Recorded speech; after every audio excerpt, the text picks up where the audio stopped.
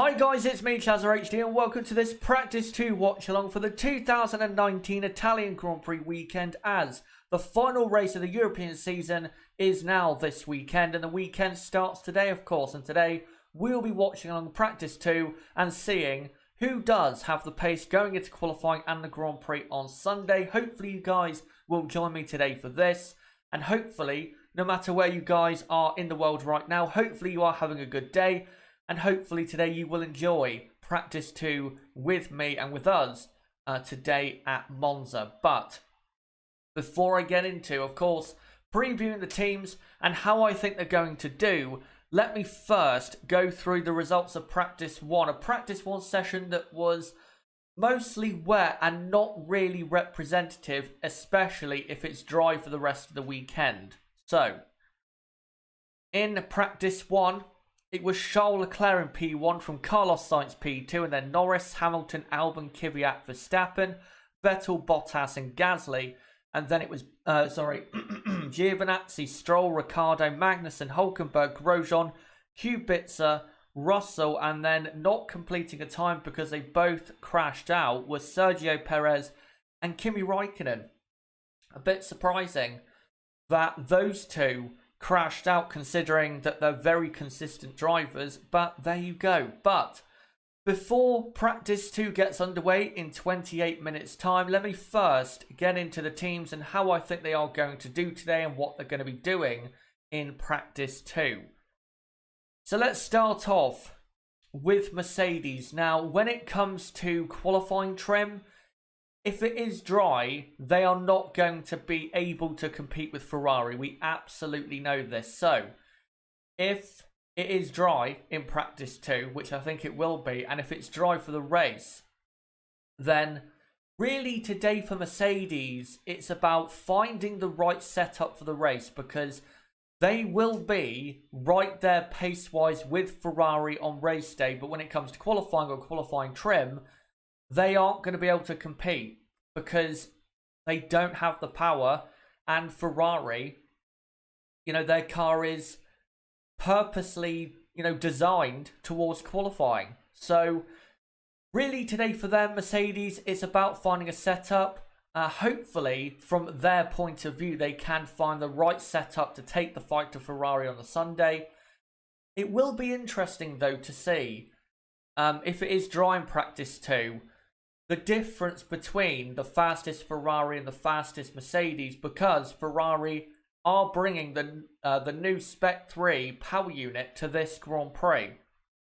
So it will be interesting to see, how much Ferrari are gaining and how much Mercedes are losing. Because if Ferrari are gaining even more this weekend with a completely new power unit, then maybe Ferrari will be even more dominant when it comes to qualifying trim than we expect. So we'll see in Practice 2. But yeah, I think Mercedes are mostly going to be concentrating on the race and getting the setup right for that. Next up is Ferrari. Of course, last weekend, and what was a very emotional weekend, Ferrari got their first victory of 2019, and Charles Leclerc picked up his first win of his Formula 1 career.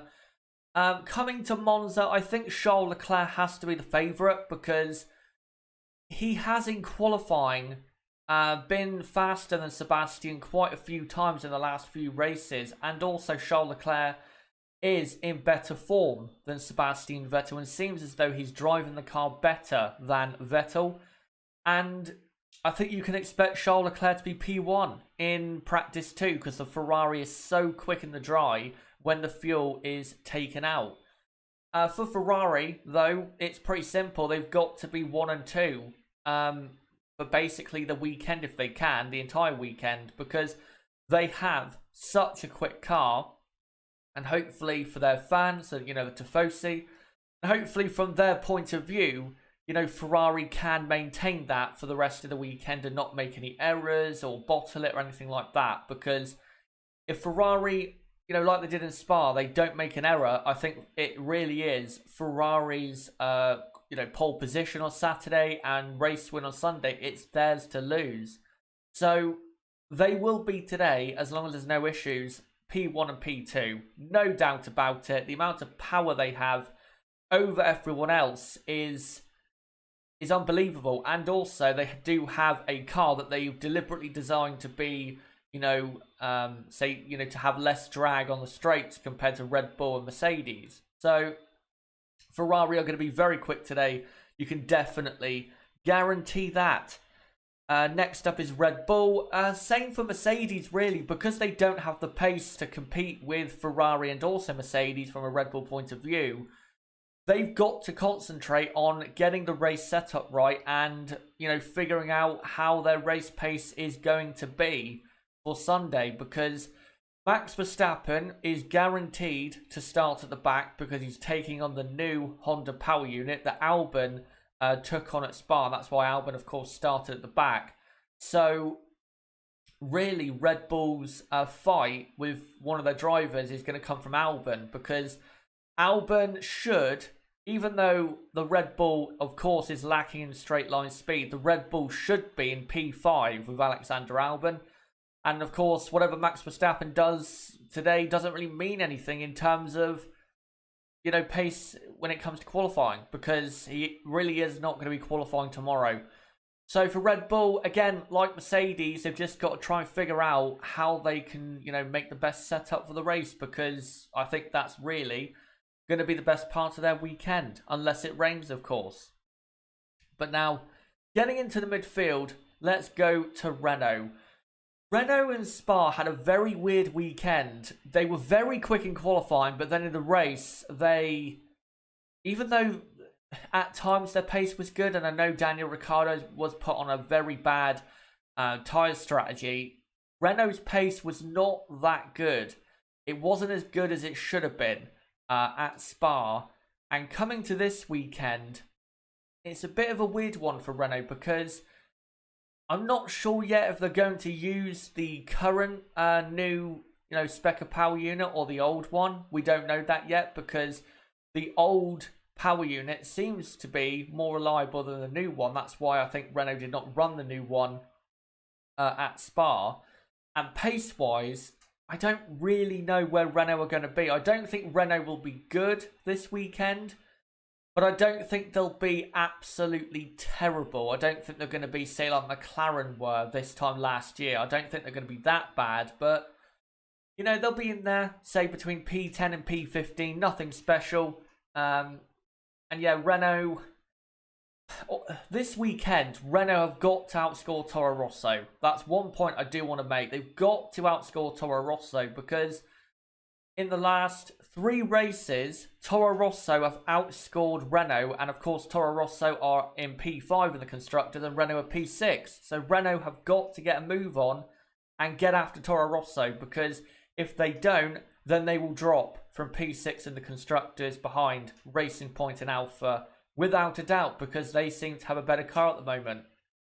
The Renault have got to have a good weekend this weekend, no doubt about that. McLaren next. Lando Norris is taking a grid penalty, but we don't quite know how many places yet, because obviously he did have an issue at Spa at the end of the race regarding his power unit, so it might just be an ICE that Carlos Sainz took on for Spa that Lando Norris will be, taking on and taking a penalty for, which is only 5 places.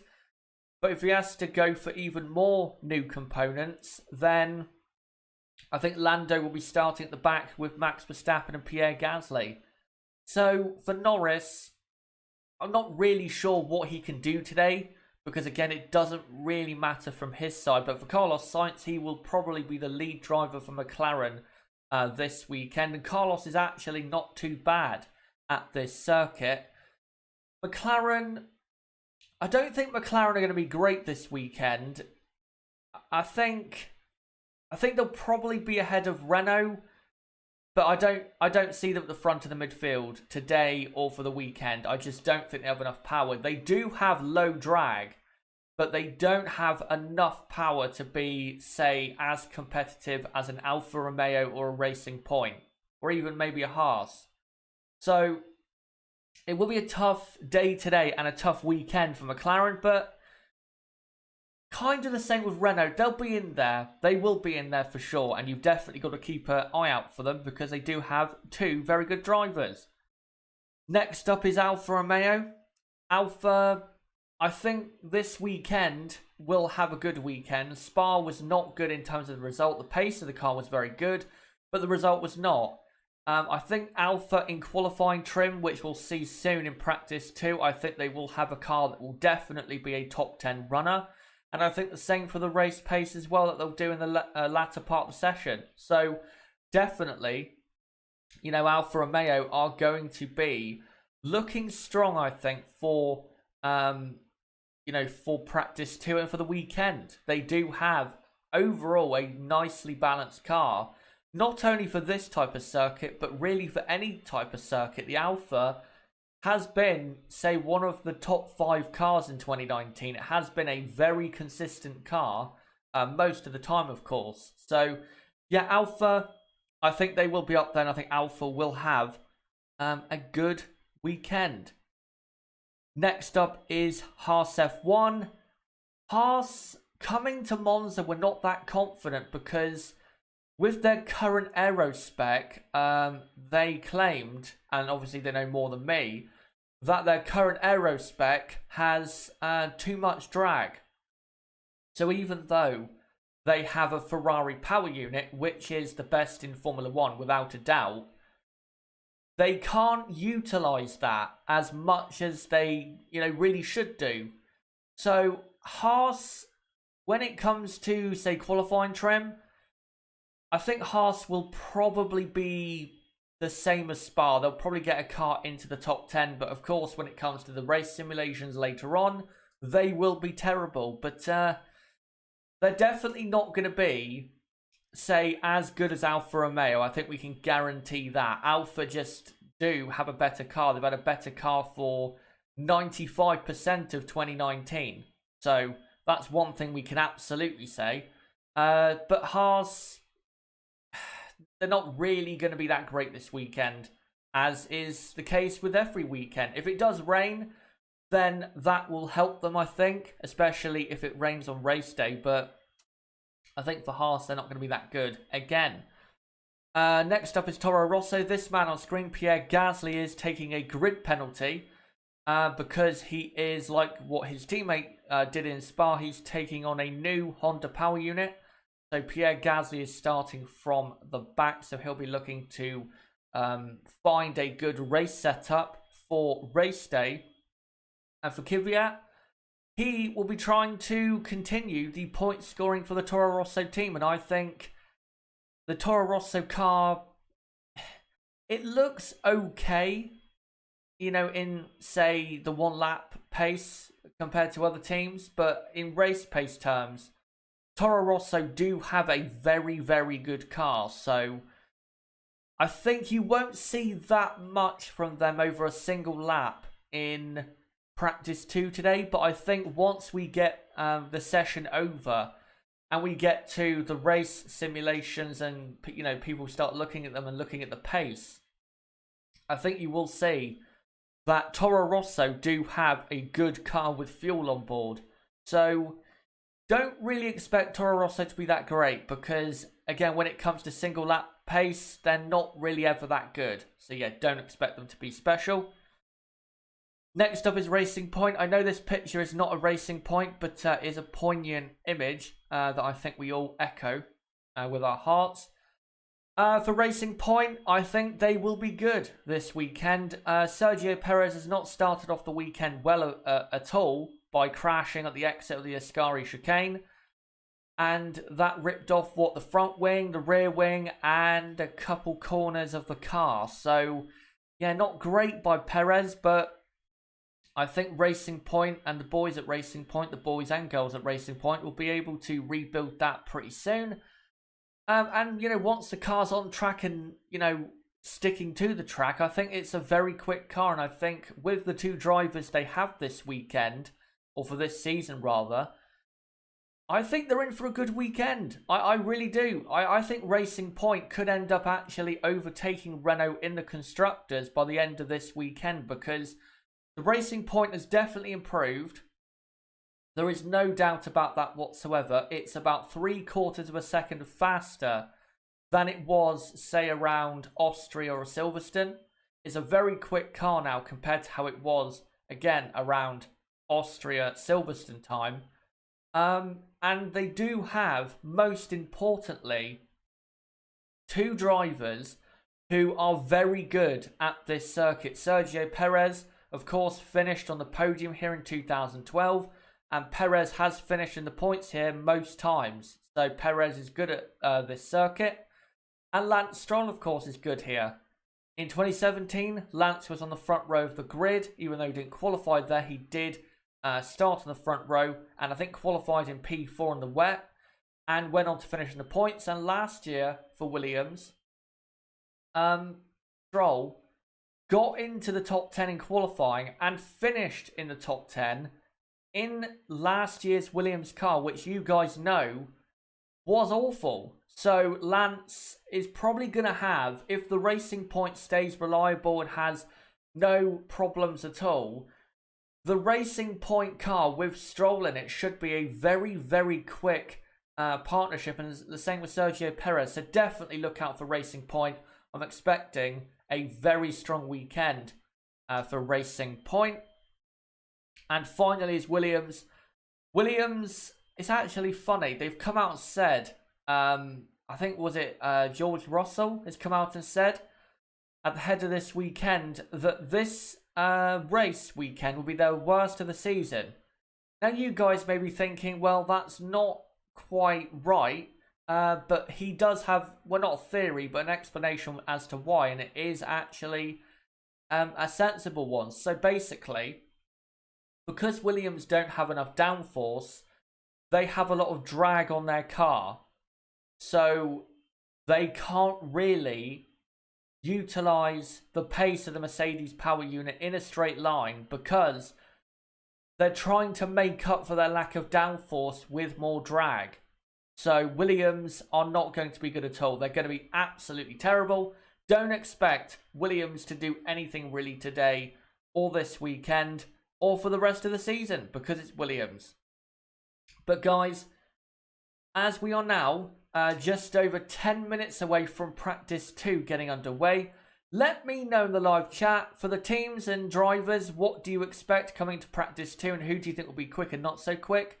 Let me know in the live chat and I'll read out your comments in just a moment. But I just want to say, don't forget to subscribe for more content like this, as for this weekend we will be doing a watch along for qualifying and the race and a review for qualifying and the race as well on Saturday and Sunday. So don't forget to subscribe for that. Bottom right of the screen, you can do it right there. Or go to my homepage, subscribe and hit the notifications bell. And also hit the like button to help out the channel getting noticed. And also, if you do want to see this content continue on the channel, then make sure as well to hit the like button. But before I come to you guys, I'm going to have a quick drink. And then I will read out what you guys have to say.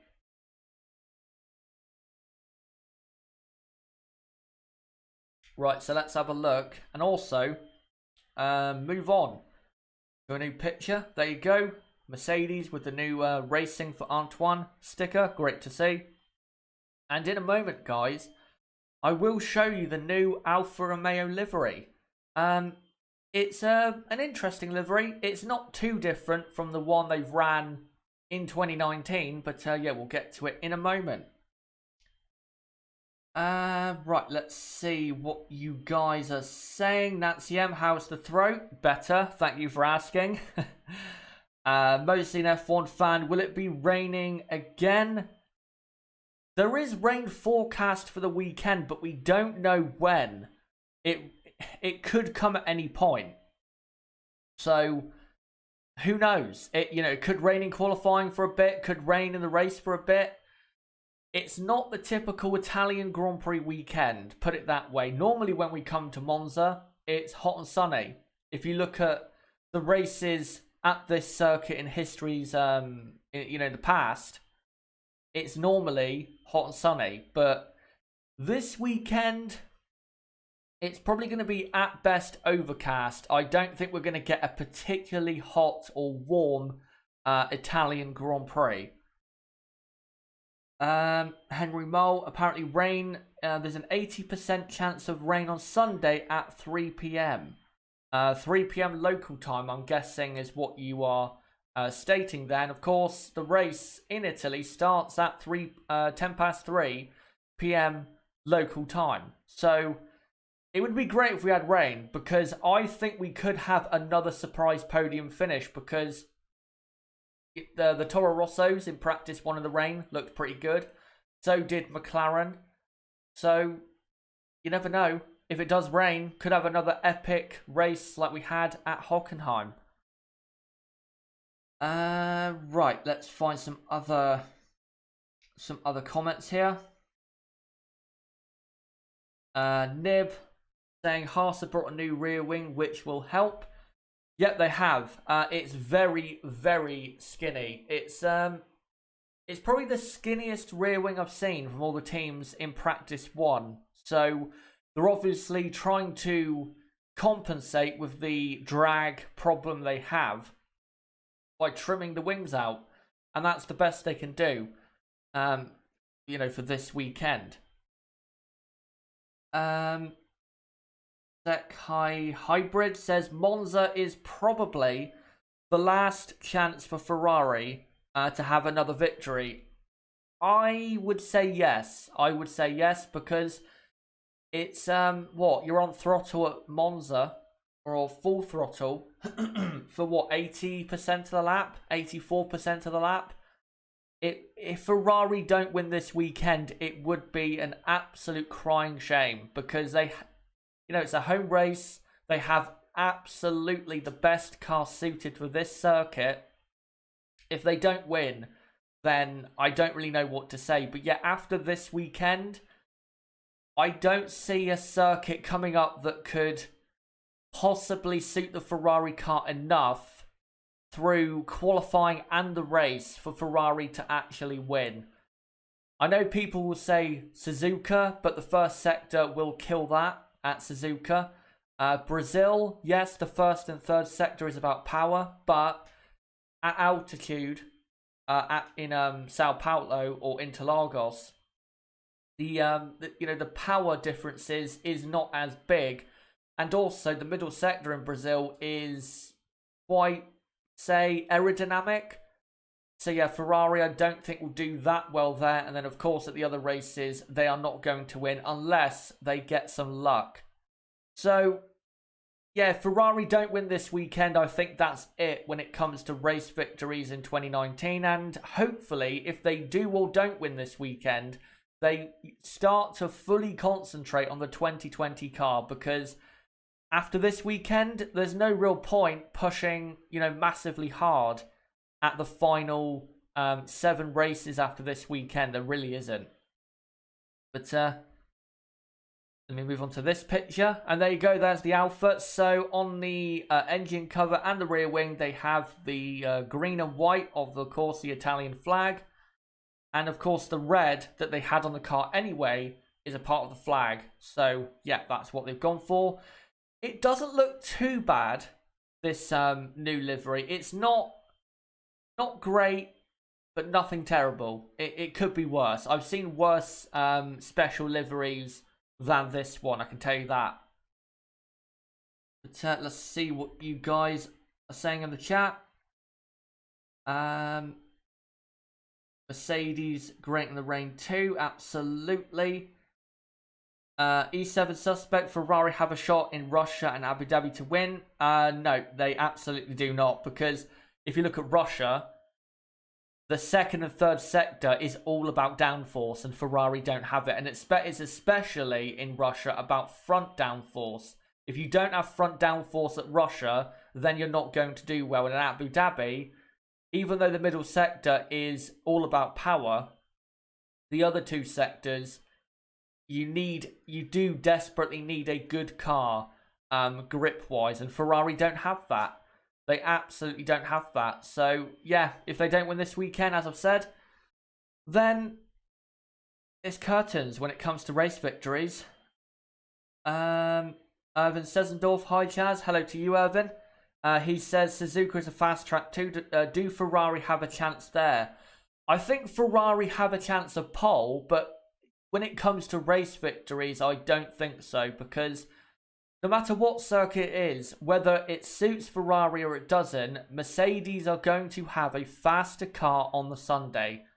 Whether it's this circuit, Singapore, Spa, no matter what, Mercedes will have the fastest car on race day.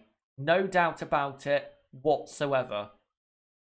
So, even if Ferrari do get pole at Suzuka,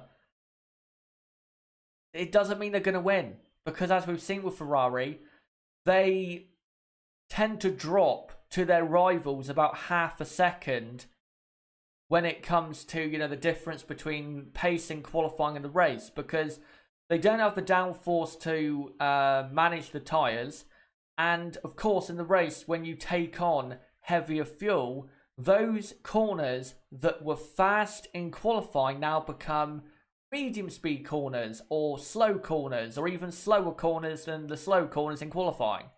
And the slower the corners, the worse Ferrari are. You can, you know, look at 2019 and high aerodynamic circuits such as Monaco, you know, for example of that. So that's why Ferrari do struggle when it comes to race day. And here you go, one final picture before we get to practice 2. 3.5 minutes to go until practice 2. And that means it's time to let you guys know, if anyone here is new, to let you guys know what we do for Watchalong. So, if anyone new, we obviously do not show live video clips because that'd be, you know, infringing copyright. It'd be copyright infringement and it'd be violating copyright law. So that's why we don't do that. So what I do is show pictures from the track of the cars, and then what I will do is have a live running order running along the bottom of the screen, which I'll get up in a moment once this session actually gets underway. And what I will do is provide a live running radio style commentary basically of what is going on during the session. Of course, it's a 90-minute session practice too. So yeah, that's what I'm going to be doing. And also, if you guys are watching practice 2, then if you do want to sync up with me, then pause your device, whatever it is you're watching practice 2 on. Pause your device for about 45 seconds to a minute, and then press play again, and you should be around about synced up with where I am, because the device I watch it on does have about a 45-second to minute delay. So if you do want to be synced up, then that's what you're going to have to do. But if you don't want to, and you can't anyway because you're out and about or at work, then no problem. I'll make sure to guide you through what is going on at the circuit. And also, I am going to be testing out something new for today. I am going to be having an image slideshow playing during the session. And that slideshow will have one picture every 3 minutes.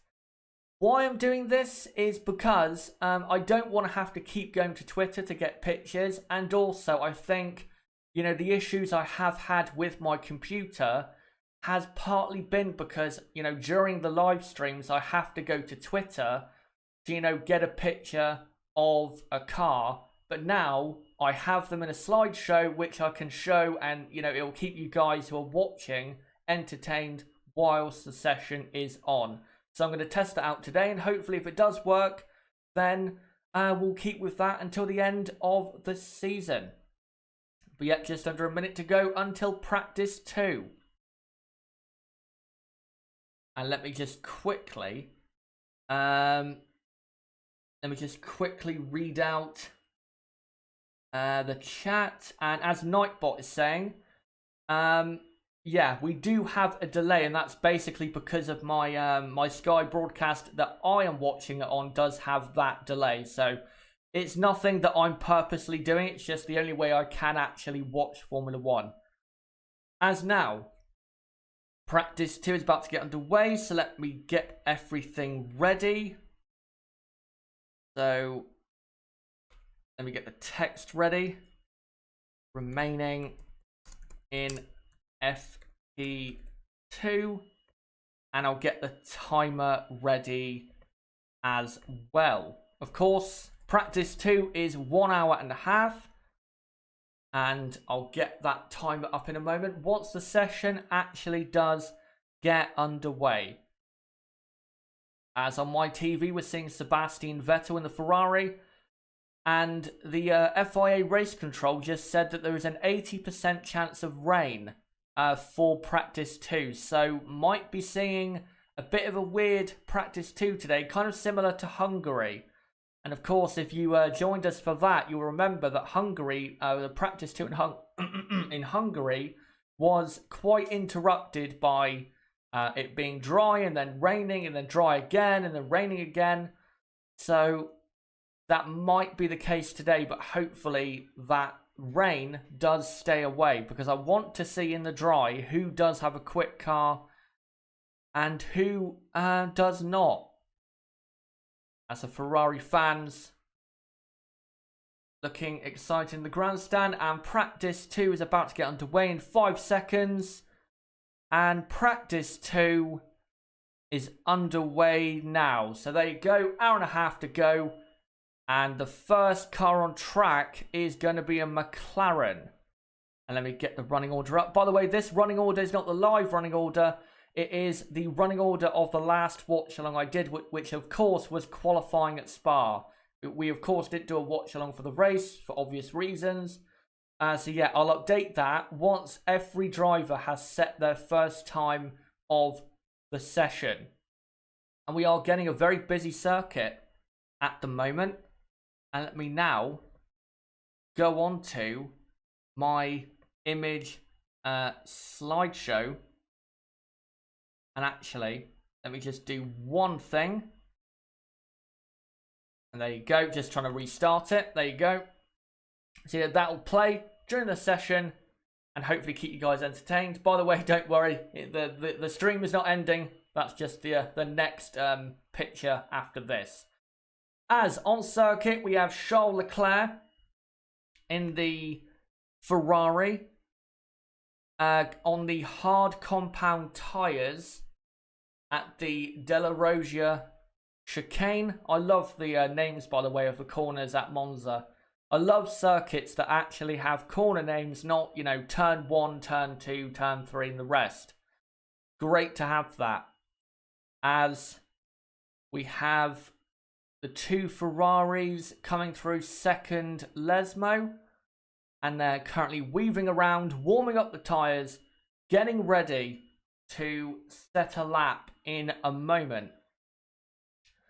As they now come down to the Ascari chicane, a great piece of racetrack. This piece of track has been basically the same for a very, very long time. For, what, 40 years? Maybe more?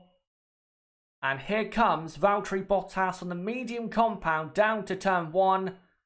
And Valtteri turns in, understeer, needs to have a second bite into turn 1. And now exits the first chicane and comes through up to the Della Rosia chicane. And he brakes hard just under the bridge. Turns in, car ahead that's kicked up some gravel. Another car moving out the way of McLaren. I don't know who that was, but everyone is on circuit except for Sergio Perez and Kevin Magnussen. As Valtteri Bottas comes onto the second DRS straight, heading towards the Ascari chicane, past the old banking, and now into the Ascari, and he goes slightly wide on entry, but that's just about okay. And he now is on the straight, heading towards the Parabolica as Carlos Sainz goes P1 on a 1:23.9. Gasly goes second on a 24.7. As Valtteri Bottas comes to the line on the medium compound tyres, and Valtteri goes P1 by a second. Shows you how quick that car is. So Valtteri Bottas is P1. By the way, it is not raining. It is dry. But rain is around, so it could happen at any point, and that's why we're getting drivers on the circuit so early, because it might rain and they need to get laps in for if it's dry later in the weekend. So at the moment, as Charles Leclerc goes P1, and funnily enough, comes up on the screen.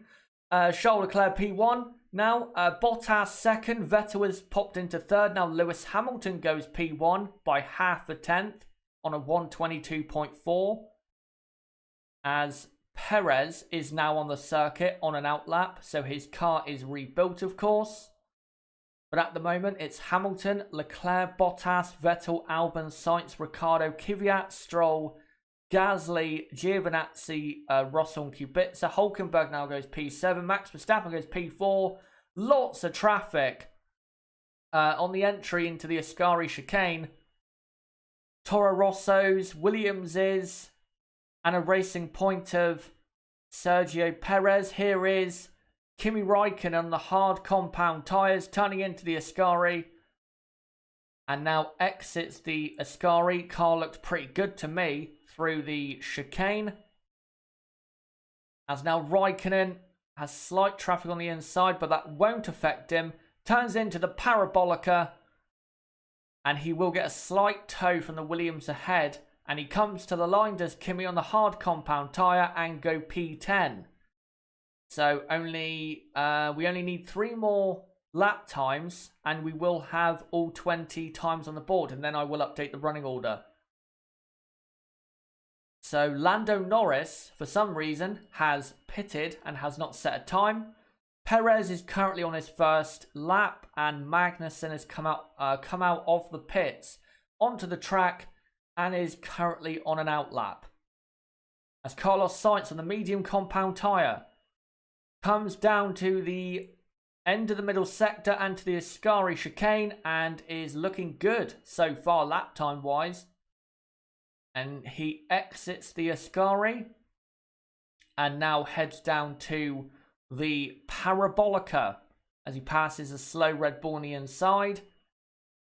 Sainz turns it in. Car looks very good and he will pick up a tow from Hulkenberg ahead. And Carlos Sainz goes P4, only half a second off Lewis Hamilton. That's a pretty good lap time by Carlos Sainz. And here is a replay of not Max Verstappen, Alex Albon going deep at the first chicane. Locking the inside front and taking something off the car, I think. Don't know what it was. But he bumped across the sleeping policeman's and is back on track. Here's a replay of Ricciardo. And what's this? Just kicking up a bit of gravel. I believe that is. And yes, it is. So Ricciardo is on the hard compound tyre. Here comes Nico Hulkenberg to the Ascari on the mediums. Here comes, is this Max Verstappen? Yes, it is, on the medium compound tyres in the Red Bull. Of course, Max is going to be starting at the back, and he does have a very, very skinny rear wing for obvious reasons, because he wants to get through the pack tomorrow. Well, not tomorrow, on Sunday. As Verstappen comes to the line, and where will Max Verstappen go? He goes P3, only 0.4 of a second down. Not too bad there for Kevin Verstappen. Max Verstappen. I'm just waiting for Kevin Magnussen to set a lap time. Sorry about that. Don't know why I said Kevin. As now we're seeing Albon. Car a bit twitchy through the Ascari chicane. And Albon's rear wing is immensely skinny. You can't even see anything on the rear wing. As Albon comes through, the Parabolica traffic ahead, that'll distract him slightly, but he will pick up a tow, so he shouldn't lose really any lap time. And Albon goes P6 for Red Bull on a 122.6. That's not too bad of a lap time, actually. That's pretty good for Albon.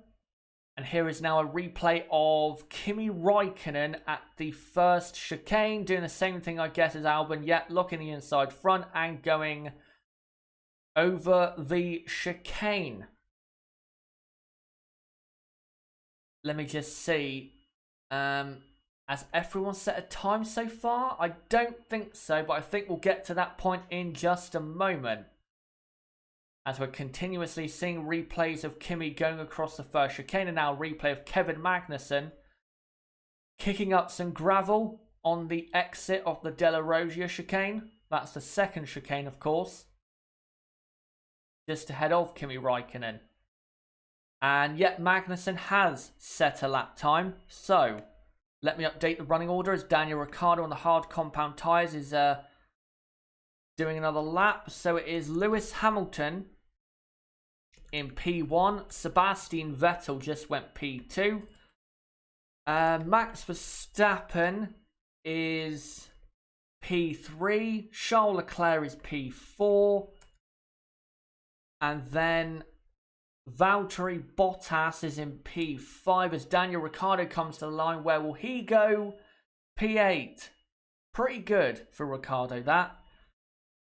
So Bottas P5. P6 is Carlos Sainz. Ahead of Alexander Albon by a couple tenths of a second, which is a bit surprising. So yeah, Albon in P7, and then it is Daniel Ricciardo in P8. P9 Kvyat, that's quite good actually. And then Gasly P10. Toro Rosso looking good in the first runs of practice 2. And then P11 is Nico Hülkenberg, but he is currently improving on this lap. So let's see where Hülkenberg does go as he comes through the Parabolica. And where will Hülkenberg go?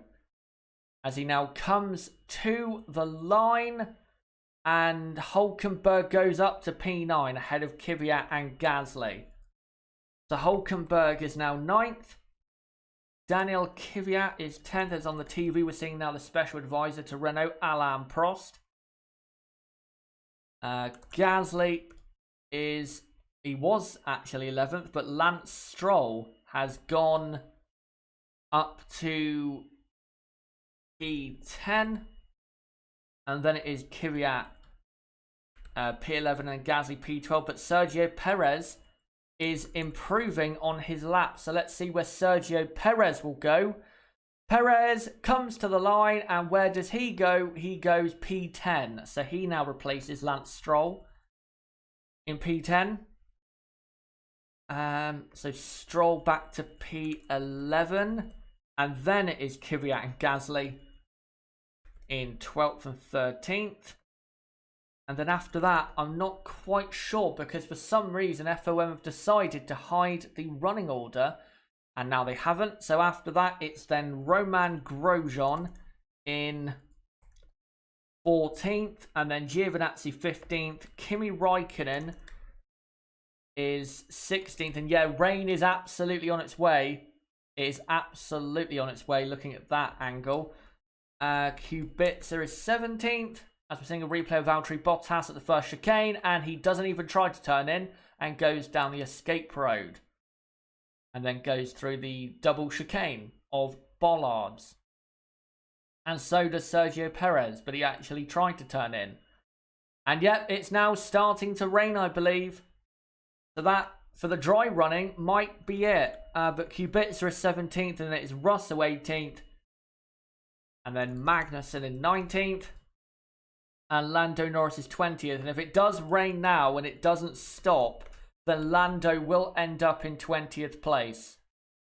So there you go. That is the running order. And that might be the final running order of the session, if it does rain and it doesn't stop. So we'll see what happens there. But on track are Hamilton, Bottas, the two Toro Rossos. Gasly actually has just gone up to P11 ahead of Kvyat, and then Stroll is now 13th. Let me quickly update that. But that might be it for the dry running, as Lewis Hamilton though is continuing on a lap, which is interesting as he comes down to the first chicane, and He brakes. Does he lock up? No, he does not. He turns in very, very well. Great line there for Lewis into turn 1 and 2. As he now comes through the Curva Grande. As Sky are interviewing Fernando Alonso, who is actually at the track this weekend.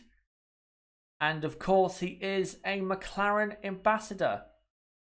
Even though his history of McLaren is totally negative. Anyway, Hamilton now through Lesmo 1, Lesmo 2, and onto the second DRS straight as Pierre Gasly now pits. We only have the two Force Indias, the two Racing Points, Kubica, and the two Mercedes cars on circuit right now. As Valtteri Bottas goes second, so you can improve on this circuit, even though the conditions are not great. So Bottas up to second. Sebastian Vettel now down to third. And then it is Verstappen in fourth as Lewis Hamilton is pitting. Carlos Sainz and Nico Hülkenberg have come back out on track on an outlap. So now Leclerc down to fifth. But remember, Charles Leclerc was on hard compound tyres and he's only half a second off Hamilton, who's P1. So if you are a Ferrari fan, don't panic. Do not panic. It's fine. Well, if it rains, it's not. But if it's dry, don't worry. It's fine. I think Ferrari are probably conserving a bit for later on in the session if it does stay dry. And also, you know, for the rest of the weekend as well, because they don't want to have a reliability issue in practice. And the reason Lando is not on circuit is because he has some kind of issue around the rear of his car. They're looking at the rear brake or rear suspension. So, yeah, I don't think Lando's really going to do anything in this session. And of course, he does have a grid penalty for Sunday. So, this might be a weekend to forget for Lando. But of course, we'll see for the rest of the weekend if it is or not. But let me just look in the chat to see what you guys are saying. Rain is going to ruin the Ferrari party. If it does rain, Ferrari are not going to win. No way at all to Ferrari win in the rain. Because even though, yes, you know, drivers do make a difference in the rain, no doubt about that. You need downforce. If you don't have downforce in the rain, or you have less than other people, you will struggle. No doubt whatsoever. And Ferrari have not been good in the rain since Fernando Alonso was at the team. So yeah, if it does rain in qualifying, when it matters most in Q3, or it rains in the race, then Ferrari are not going to win. No way at all. As Antonio Giovinazzi, of course, at his home Grand Prix, comes down into turn 1 and 2 on the soft compound tyre. Of course, he's looking to get in a proper soft tyre run before it starts to rain. As he comes up to the Della Roggia second chicane. Hasn't improved on his first sector so far. But that's not really where fresher tyres come into effect. They really do come into effect in the middle part of the lap. As he now comes into second Lesmo. The Alpha does look very good. And by the way, this is the first Italian Grand Prix where a home driver has been racing since 2011, where Jarno Trulli was racing for Lotus. Not the black and gold one, the green one. As Giovinazzi comes through the Ascari, as Hülkenberg goes up to 6th. That's pretty good. Charles Leclerc on the soft compound tyres about to absolutely obliterate Lewis Hamilton's lap time. As Antonio Giovinazzi comes to the line. And Antonio goes P13. That's not a good lap. Daniel Ricciardo goes P3 on the soft tyre. Charles Leclerc goes P1 by a second. And the differences between the soft and the medium, I can tell you, is not a second. It's probably half a second. So Ferrari right there showing, I know it's only practice, but they're showing how quick the car is. As some kind of issue there for Kevin Magnussen coming back into the pits. I don't quite know what that was or what we were supposed to be looking at, but there you go. As here is Sebastian Vettel on the soft tyre, and he's faster than Charles in the first sector. So we might see, and by the way, it's not raining anymore. I think it was starting to, but it's gone away for now. But I think the rain will come in later. As Sebastian Vettel now comes to the second DRS straight, heading towards the middle sector point and the Ascari chicane. And Sebastian half a tenth slower than Charles Leclerc, as he now comes through the exit of Ascari and picks up some slipstream, so that might help him go P1. As Vettel turns into the Parabolica, Ferrari in the fast corners looks so good with that skinny rear wing as well. And he comes to the line, and Sebastian Vettel goes P2 by 0.2 of a second off of Charles Leclerc. So lost quite a bit of time in that final sector, did Sebastian. Bit surprising, considering the final sector is what? The Ascari chicane, which is mostly flat, and Parabolica, which is mostly flat. So maybe he was distracted by traffic ahead, I don't know, but there you go. And I will, guys, in a moment, update the running order with all these soft tyre runs. Of course, they're trying to get it in now before the rain does arrive, which is likely. As Fernando Alonso now on the pit wall. And watching the session with us all. And looking at some quite confidential information, I think, there that don't think McLaren want anyone else to see. As Max Verstappen now starts his soft tyre run. Let's see what Max Verstappen can do. And he goes into the first chicane, and we're getting drops of rain again. So who knows what the conditions are out there. They're a bit mixed. Not easy, for sure. As Max Verstappen comes to the Della Roggia, only a 10th down after the Della Roggia. That's pretty good after the first sector, which is basically power. Now comes into the middle sector, does Verstappen, where the the Red Bull should be at its absolute best. Let me just quickly, guys, have a quick drink, then I'll be back. My throat is again dying. And now I'm back as Max Verstappen comes through the Ascari chicane and now picks up a slipstream, heading down to the Parabolica. And this lap is not too bad for Max Verstappen, as we have another dollop of rain there on the onboard camera. And here comes Max Verstappen to the line, and this will put him into P3.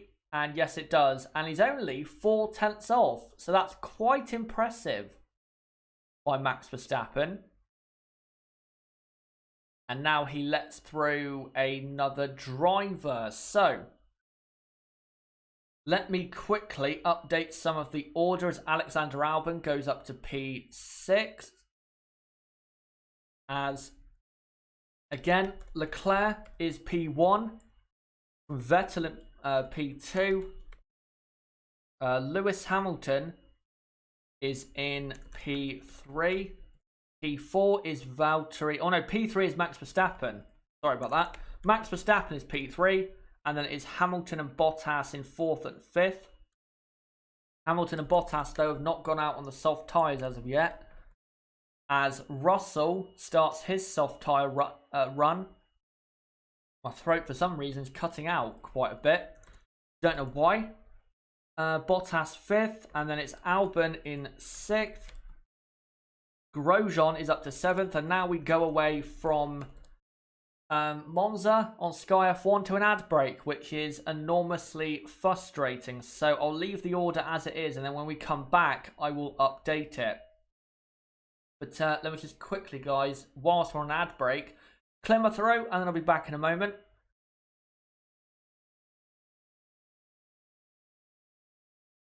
And again, because we're on an ad break, let me just read out what you guys are saying in the chat.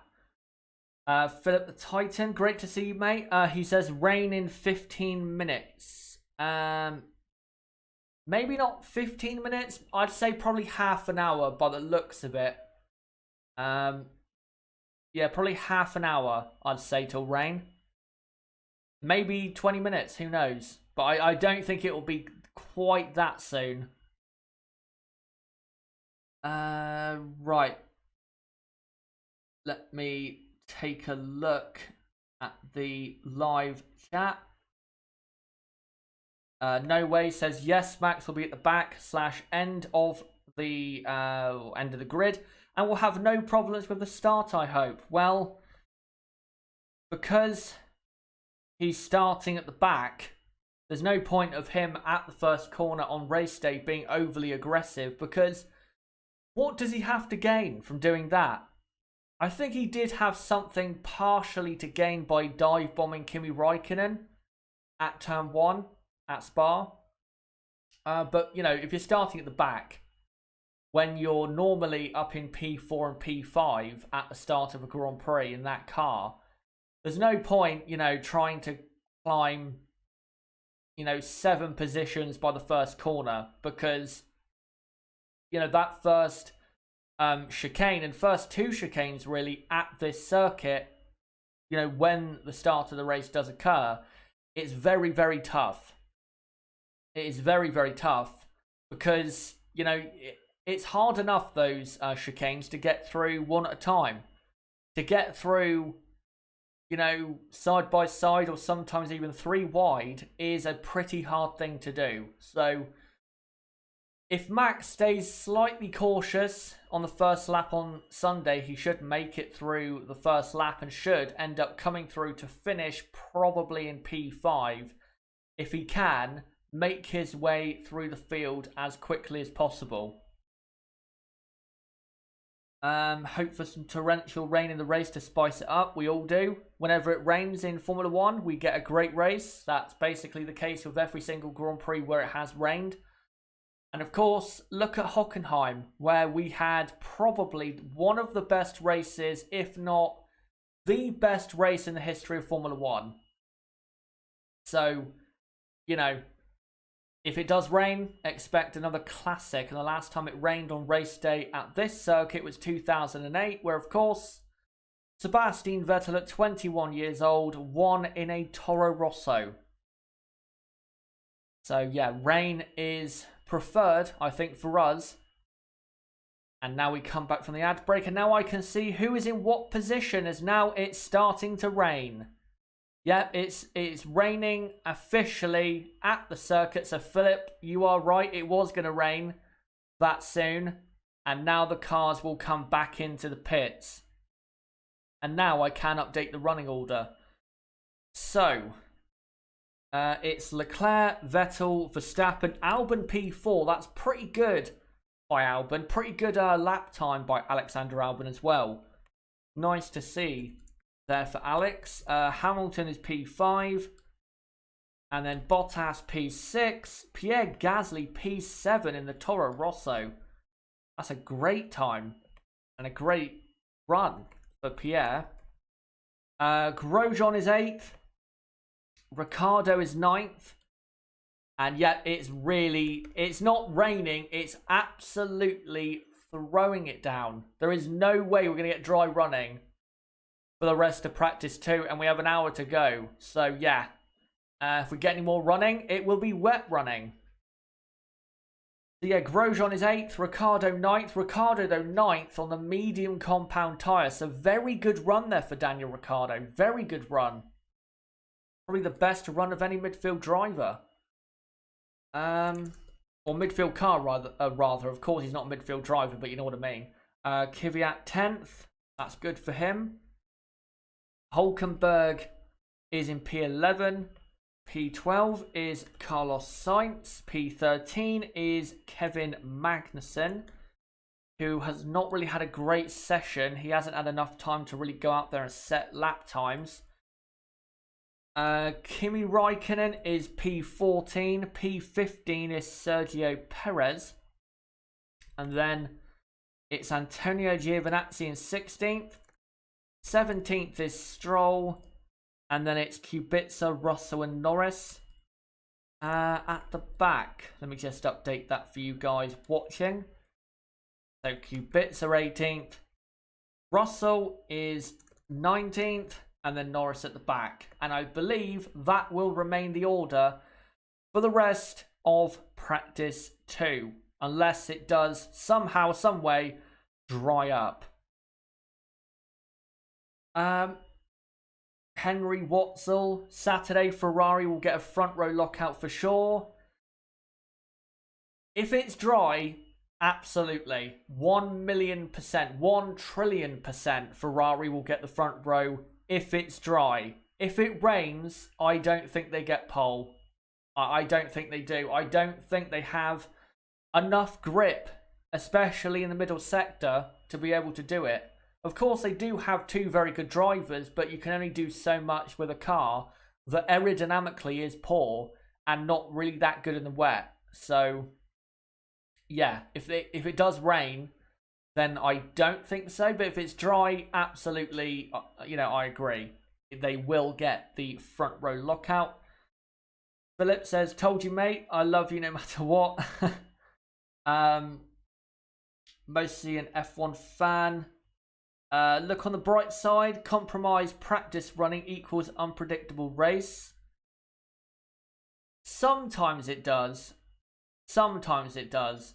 If you look at Baku, it didn't quite work out like that. Because in Baku, we had no practice 1 because the Baku marshals had no idea how to drive a truck under a bridge.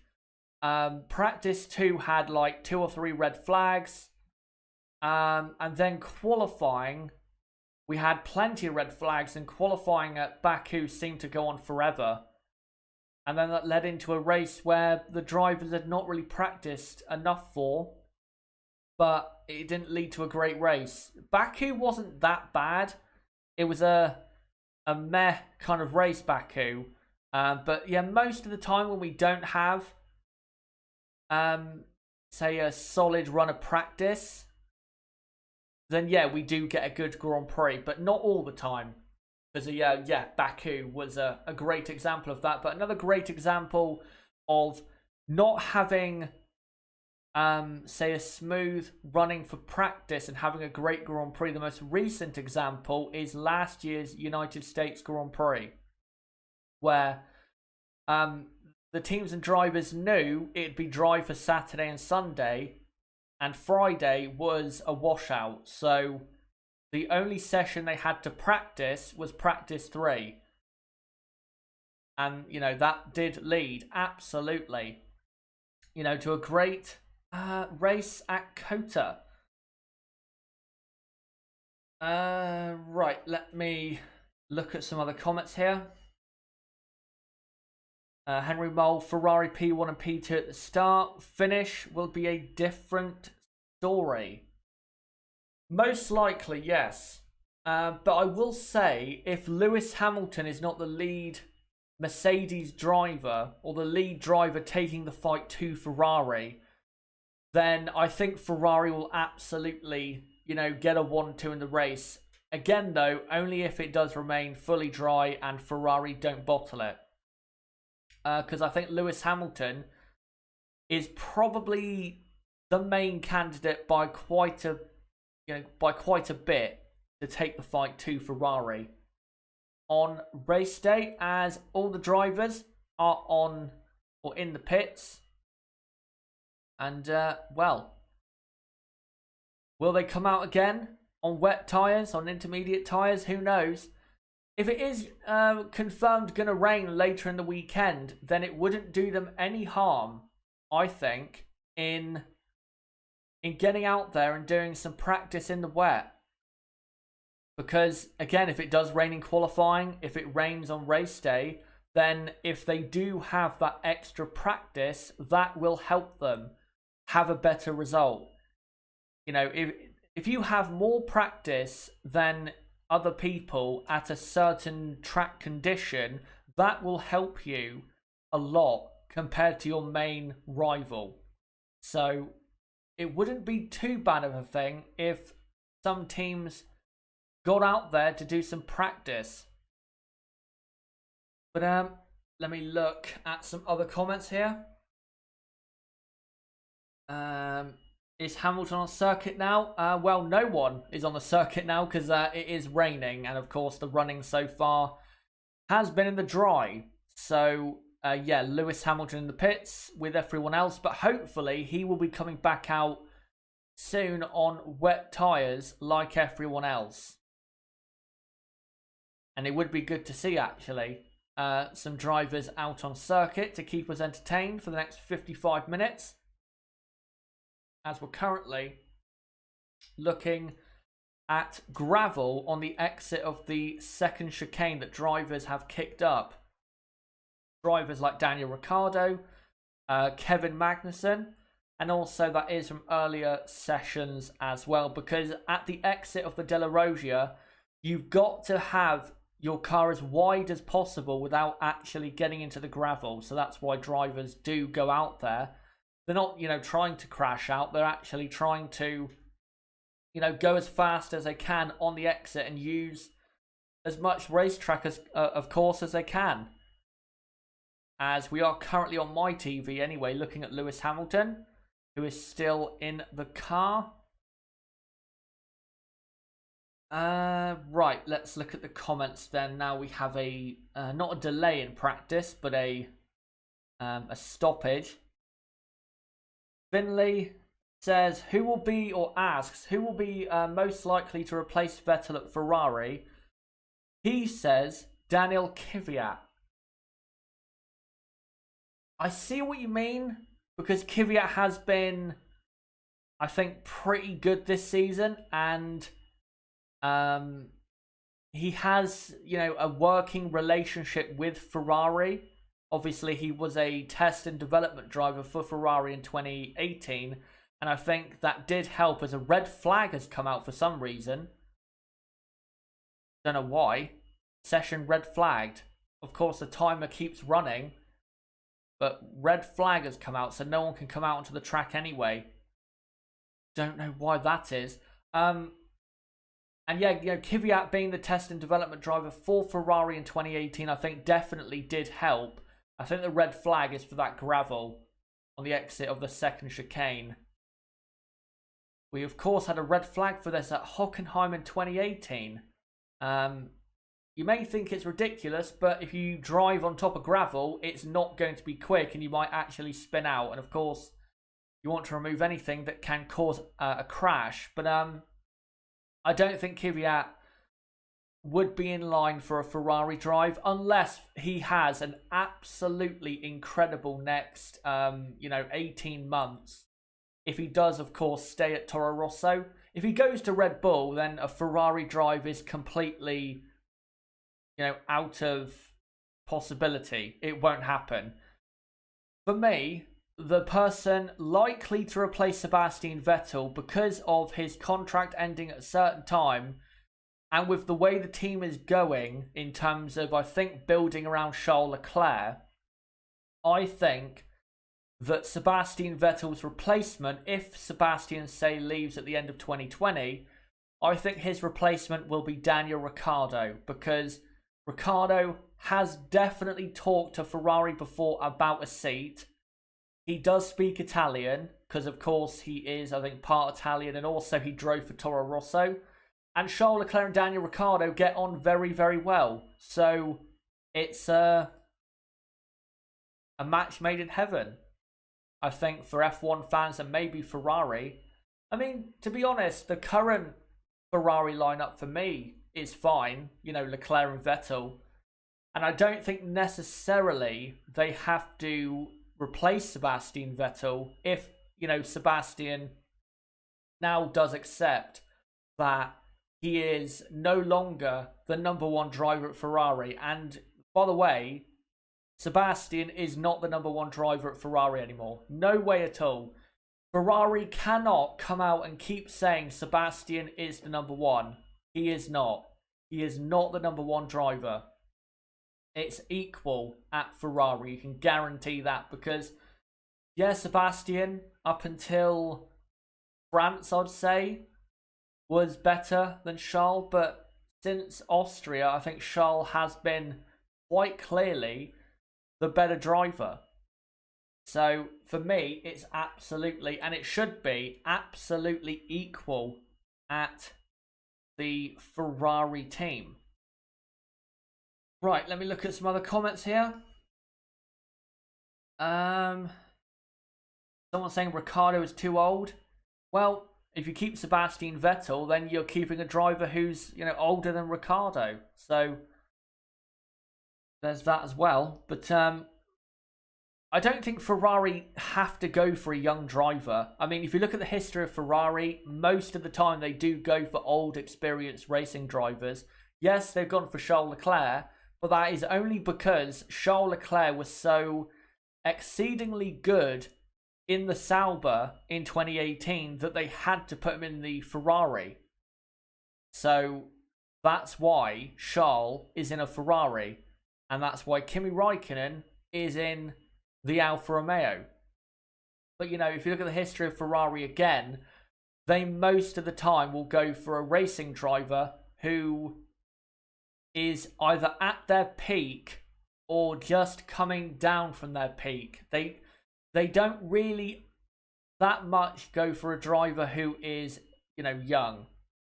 I think the only drivers they've gone for who are young drivers are, Charles Leclerc, of course.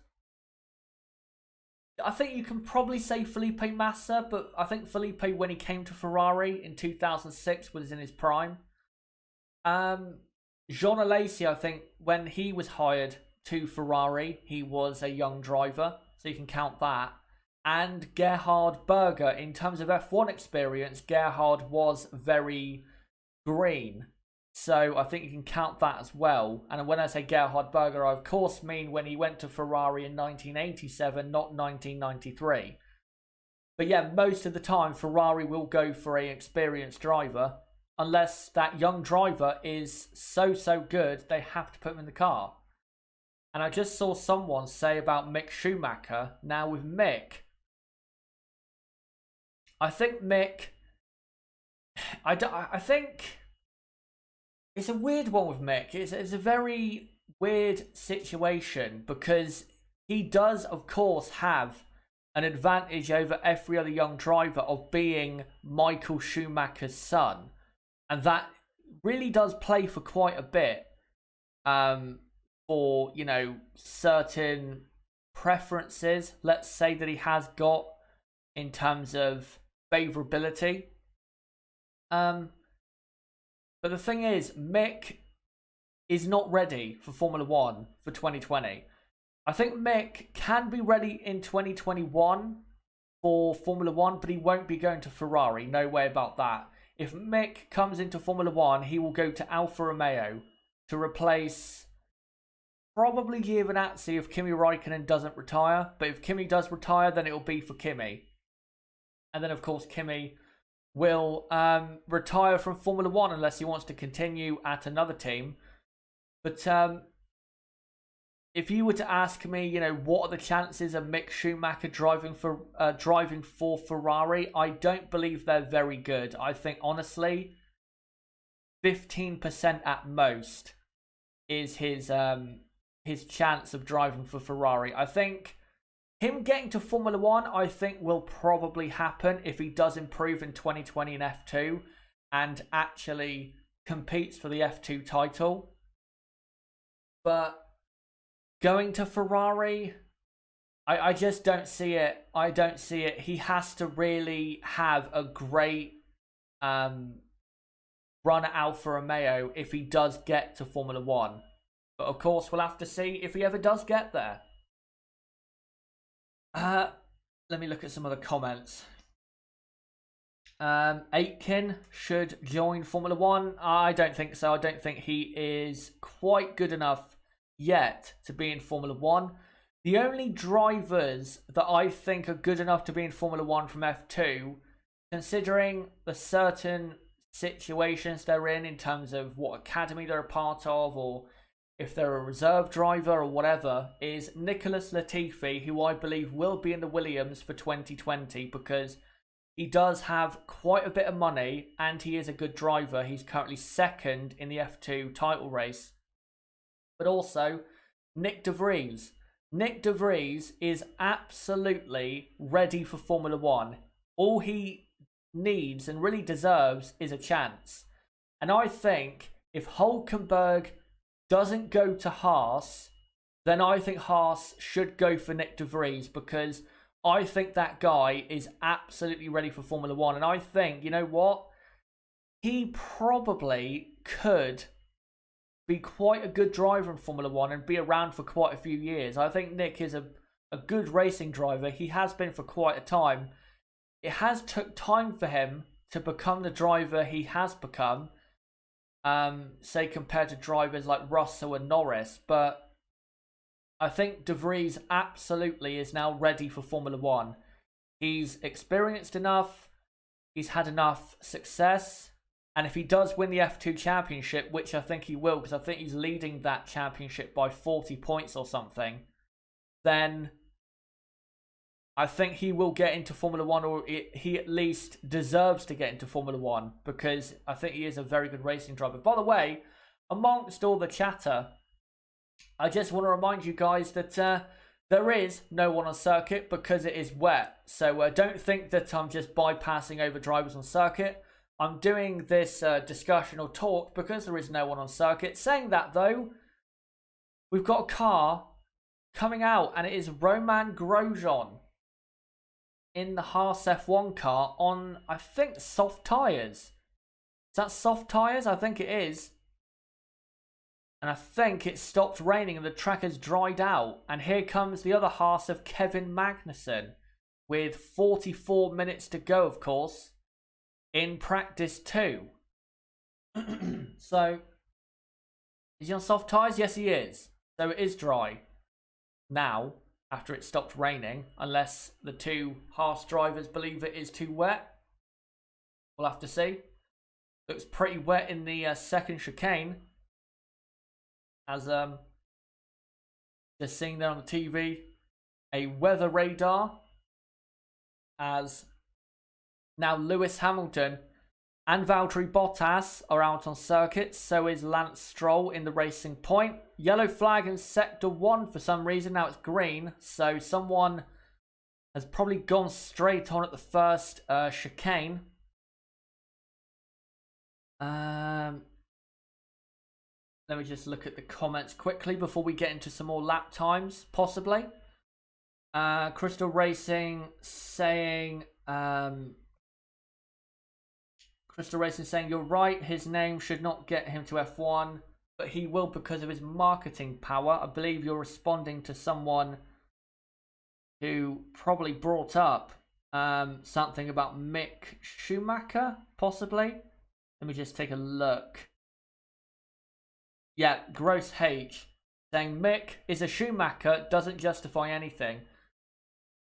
It doesn't, but you cannot deny that where he is in his career right now is a lot to do with who or what his last name is. You can't doubt that. In the same way, you can't doubt that Bruno Senna got an F1 chance because he was called Senna.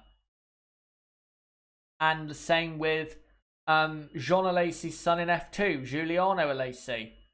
He has had maybe more chances than he deserves because his last name is Alesi. It's just the way the world is. If you're a part of a successful racing family, then you're probably going to get more chances than other drivers. As Magnussen starts a lap and goes a bit deep, keeps on track just about at the second De La Rogia chicane, and it is still raining a bit. Let me look at some more comments here. Eugene Kelly, hey Chazza, did you see Daniel Ricciardo getting on fans for cheering Hamilton crashing last week in practice? I didn't see that, but this is something I've wanted to talk about, of course, because that crash for Hamilton and what the fans at the circuit were doing did coincide in the fatal accident later that day for Antoine Hubert. I don't have a problem with fans cheering their drivers on or booing other drivers. I don't care. If this weekend the Ferrari fans boo Lewis Hamilton if Lewis Hamilton wins like he did last year and like they did last year, I don't care. Because at the end of the day, it's sport. Ferrari are not, the Ferrari fans are not going to sit there and cheer for him or, do a polite golf clap. It's sport. It's competition. And even Lewis Hamilton came out and said that that atmosphere allowed him to be more pumped up for the Grand Prix. So I have no problem with booing or cheering drivers. But the one thing I do have a problem with is cheering when a driver crashes. And when I mean crash, I mean a crash that's, against the barrier. If it's a spin, I don't mind that because a spin is never going to be dangerous. But if you do hit something, a barrier or another car, fans at the track cheering that, I do have a problem with because, that crash for Lewis Hamilton in practice was not a good crash. That was not a nice crash. That was quite a big one. And it could have been worse, if it was at a slightly different angle. You don't know. That's how weird motorsport can be. So I do have a problem with that. And I think those fans that at the circuit cheered Hamilton crashing, honestly, have to hang their heads in shame. You don't cheer a driver crashing. If you want to cheer a driver spinning or getting overtook by your favourite driver, absolutely fine. I have no problem with it. In fact, I support it. But when a driver crashes like Lewis Hamilton did, cheering is disgraceful in that instance. You can't do it. I'm sorry, you can't do it. That's the only instance where I'd say cheering or booing or whatever is not fine. In any other scenario, it's fine. But with that, I'm sorry, that's disgraceful. You shouldn't be doing that. Anyway, Kimi Räikkönen is on track and they're currently in their race runs, I believe. So, yeah, I think that's what we're going to be getting for the rest of practice 2. So keep your comments coming, guys, in the live chat, and I'll make sure to read them out before practice 2 finishes. Right, let me take a look at some other comments here. Israel Becker. How long will it take Kubica to leave and stop trying to race F1 at his condition? I don't think Kubica will stop himself from being in Formula 1. I think it will have to be, the team Williams saying, I'm sorry, Robert, but, you're not good enough for our team compared to other drivers that we have as a reserve driver. Of course, in Nicholas Latifi and other drivers. So I think it won't really be down to Kubica. It will be down to Williams. And if you are a Robert Kubica fan, then I would cherish the last 8 races of 2019 because this will be, I think, his last 8 races of his Formula 1 career. I don't see him continuing into 2020 unless, Kubica can come up with more money from his sponsors. I don't see how Robert Kubica can possibly continue in Formula 1 past 2019. So yeah, there you go. Let me take a look at some other comments. Crystal Racing saying there were fans still partying when Hubert's crash happened. To be fair, it did seem as if the organisers wanted to distract the fans with alcohol and music. I will defend them when it comes to that because I think most of those fans probably don't watch Formula 2 and they probably weren't in the actual grandstand where the crash happened or They probably weren't even at the circuit anymore. So I think we can defend them on that. And also, when that happens, you do need to take your mind off such a horrific moment. You know, you can't be sat there dwelling over it. You've got to occupy yourself with other things to get over such a horrific thing. So I will defend them when it comes to that, but cheering Hamilton crashing, you know, which they absolutely saw, I'm sorry, that's an absolute disgrace. Absolute disgrace. As, by the way, guys, everyone is on track except for the 2 Red Bulls, Leclerc, Raikkonen, Perez, 2 Williamses, and Norris. But everyone is on high fuel and is on race simulation run for the next 35 minutes. And of course, if it does rain, you know, tomorrow and is dry on Sunday, then they've got to get these runs in to find out what the race pace is like. And that is something they desperately do need to find out. But let me now read out some more comments from you guys. Let me take a look. Let's just take a look at some more comments.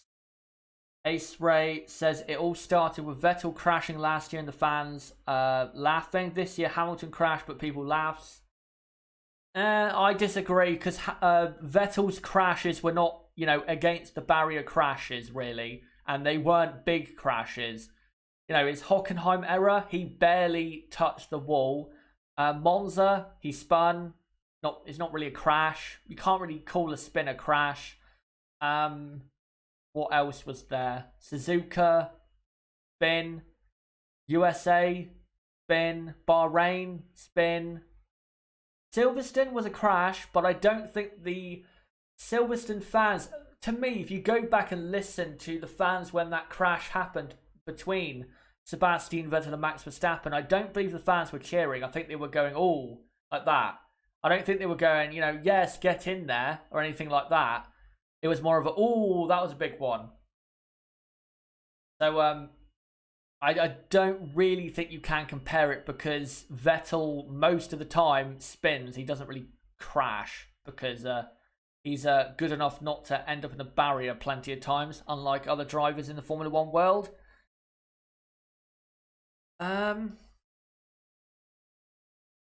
Crystal Racing with talking up Bruno Senna earlier says, to be fair, Bruno Senna did do okay in British F3 and took runner-up in GP2 and nearly got a seat at Brawn in 2009. That is true. He nearly did. He nearly did get a Brawn seat. And if he did, his Formula 1 career would have been completely different, because he probably would have been on the podium a few times in 2009, and he probably would have had a great career considering the not so great talent he had compared to other drivers. He did have talent and was a good driver, but he wasn't as great as others were hoping for.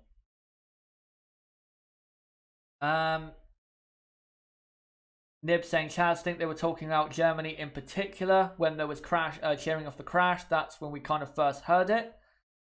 Between Hamilton and Vettel fans, agreed, but in terms of Formula 1, absolutely no. Because if you go back to 1999 and you watch 3 crashes, you will hear cheering of that driver crashing. And those, well, I'd say 2 of those crashes were quite big. So you have Hakkinen crashing at Imola in 99. When he hit the wall pretty hard, the Ferrari fans went absolutely mental. At Hockenheim, Mika had an enormous tyre blow up into the on the entry to the stadium, which you guys will know. You do not want a tyre blowing up at that point, and the Ferrari and German fans went mental. And at Monza, even though Hakkinen didn't really crash, you know, the fans cheered that as well.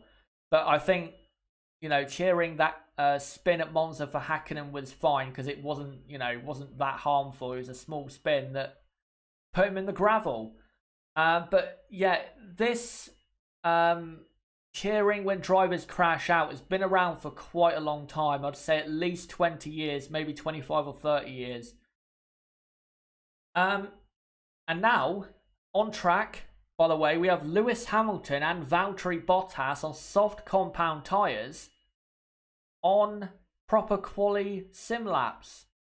So where will they go with these laps? As Valtteri Bottas is providing a tow to the teammate Lewis Hamilton. And Valtteri will be getting a slight tow from the Renault ahead. As Valtteri Bottas comes to the line, and where does Valtteri go? He goes P3 and Lewis Hamilton goes P2. Only half a tenth, or just over half a tenth, off Charles Leclerc. Interesting stuff indeed. So because of that, let me update the order. So Leclerc P1 with half an hour to go in practice 2. Hamilton is P2.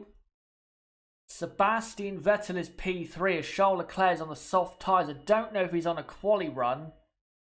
I don't think he is. But there you go. So it is Sebastian Vettel in P3. P4 is Valtteri Bottas. It's raining again, by the way. It's now starting to rain again.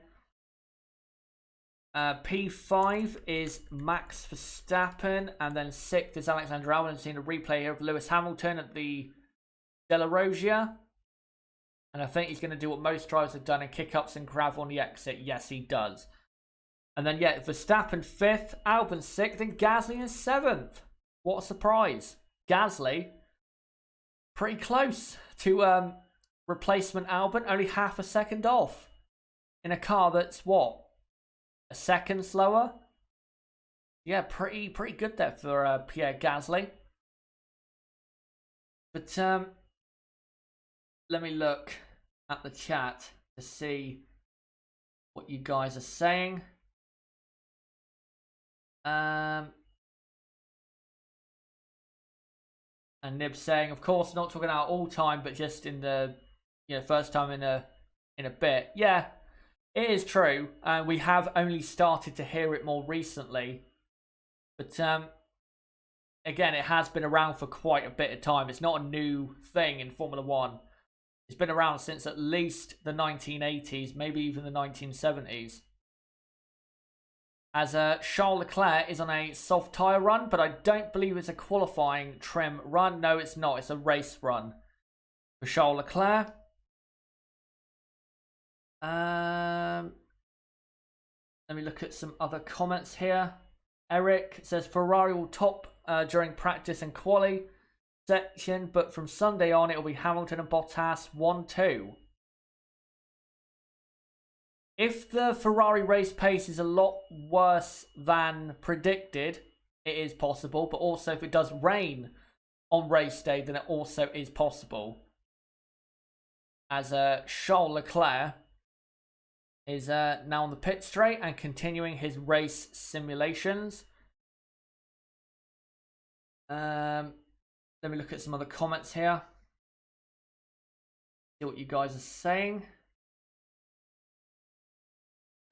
Crystal Racing saying, I remember watching the 1983 San Marino Grand Prix where the Tifosi cheered when Patrese crashed his Brabham out the lead and allowed Patrick Tombe, I think that's how you pronounce it, Patrick Tombe, to win for Ferrari. Absolutely. Again, it's been around for a long time. It's really been, I'd say, brought about or pioneered, I guess, by the Tifosi, because they are always the most passionate of fans. So it's really started with them and then spread to, the British fans at Silverstone, the Dutch fans, the German fans, the French fans, depending on if there's a driver or team, right up there competing for the race win. So, yeah. It's always occurred. It's always going to be this way. But I think, again, cheering when someone crashes into something is a bit too much. Anything else is fine. Here is Sebastian Vettel replay. Locking the inside front of the first chicane. Does not go over the chicane, though. He still makes the chicane fine. But not exactly going well. in that first chicane or on that compound of tyre is Sebastian Vettel, currently doing a race simulation run on the medium compound tyres, as he now comes to the line to start another lap. And let me update the order actually, because there is now a new position. Lance Stroll has gone up to 15th ahead of Sergio Perez in 16th, and then Antonio Giovinazzi is 17th. By the way, with Alpha and Racing Point, please do not read into the lap times, because they set their times when it was, just about raining. So I think, let's be cautious when we look at Alpha and Racing Point and what they've done today, because we haven't exactly had, a smooth amount of running. I think in fully dry conditions, and if it's, a fully dry day, I think Alpha and Racing Point are right up there, competing with maybe Alexander Albon in the Red Bull, who I may say, so far, pace-wise in practice too, I think is doing well. He's only a quarter of a second off Max Verstappen, which is, at most, I think, where you need to be compared to Max. Max is always going to be faster.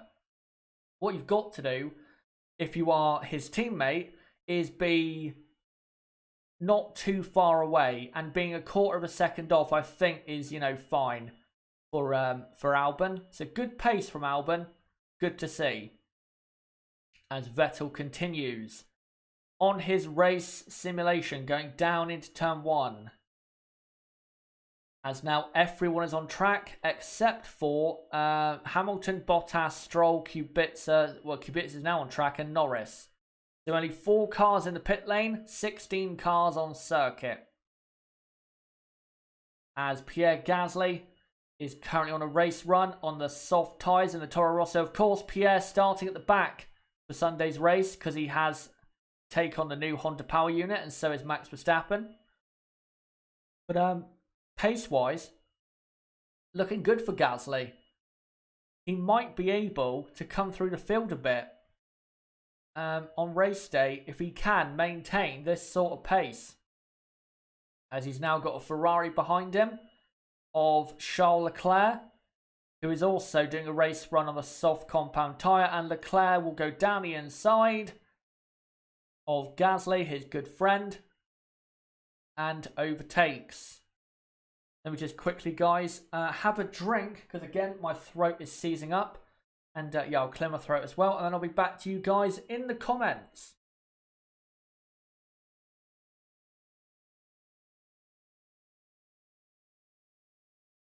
Right, so let's see what you guys are saying. Mostly an F1 fan says, let me read it. Got a feeling that Mercs and Ferraris are going to trip over one another on the first lap. The 2 chicanes are too narrow to fit 4 cars that are battling for the lead. I don't think it's likely for all 4 cars to be battling that closely. It's not like Spa where you can get a mega run going onto the Kemmel Straight and then down into Lacombe you can be, 3 or 4 wide. It's not quite like that. But crashes, incidents, maybe even big crashes can be... sorry, I got a bit of phlegm on my mouth.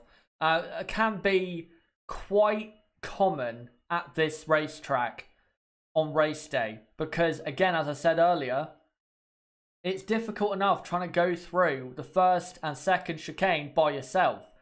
Trying to do it with another car or even 2 more cars is nearly impossible. So yeah, it is possible, but we'll have to see, of course, on Sunday. Who knows what will happen? Might have rain, might be dry, might even get a surprise person on the podium. Right, let me look at some other comments here. Paul says, or asks rather, do you think Verstappen can get onto the podium on Sunday? If it does rain and it's a bit of a crazy race, then yeah, I think he probably will, to be honest, because he's so good at, coming from the back to where he should be position-wise in the dry. So in the wet, yeah, I think he can. But in the dry, no, I don't think he can. I think in the dry, he can probably get up to P5. And then maybe even higher if, you know, one of the Mercs or Ferraris has an issue that causes them, of course, to drop back. But yeah, if it is wet, then yeah, I think Max can get a podium because he's so good. I mean, look at Vettel in Hockenheim. Started last, finished in second. No reason why Max Verstappen can't do the same. Right, let me read out some more comments from you guys. Monza races are always great in the dry. Well, most of the races at Monza are, of course, dry because it's not really raining all the time in Italy like it would, say, in England at this time of year. And like it is today where I am in the UK. Yeah, we've had plenty of great races at Italy. 2018, last year, was a great race. 2014 was a pretty good race. 2012 was good. 2010, 2008, that was in the wet, of course. 2006 was good. 2005, 2004 had not really rain happening during the race, but there was rain just before that caused some intermediate tyres to be brought out. But at Monza, we never really get a boring race. We'll get at least a 5 or 6 out of 10, which is good. We want that. We want to have, at worst, a 5 or 6 out of 10 for a race. So then, if it's any better than that, it's a great race.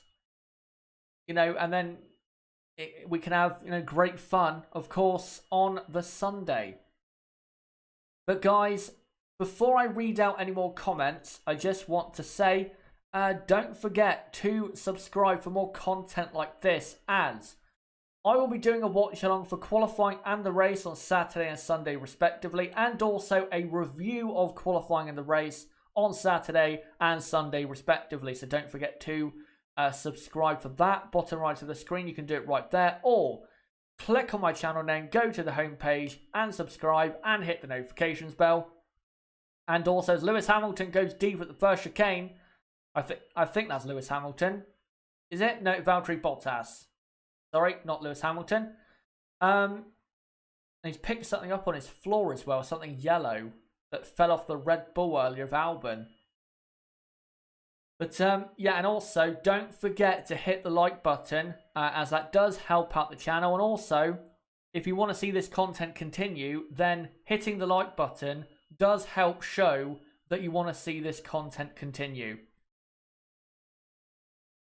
But now let's get to reading more comments.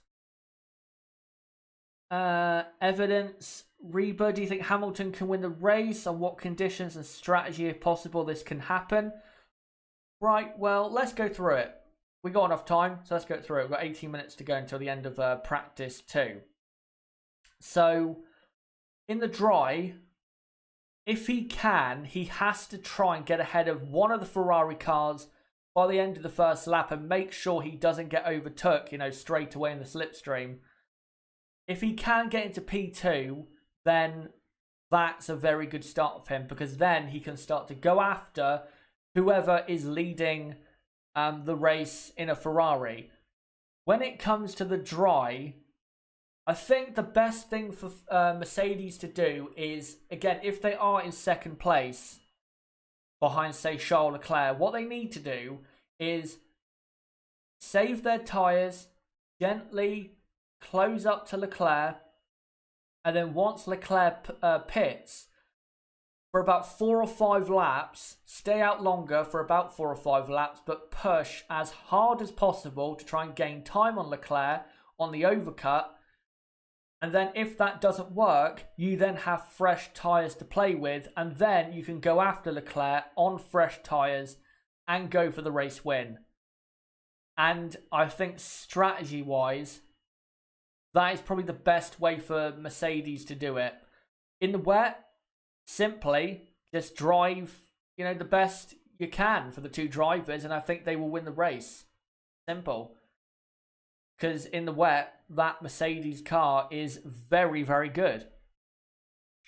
Right, let me look at some other comments here. Let me just scroll up. Ferrari retiring with engine failures at Monza. Imagine that in the race in front of the Tifosi. Well, it's happened before.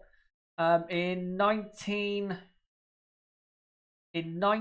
was it 94 or 95? It was 95.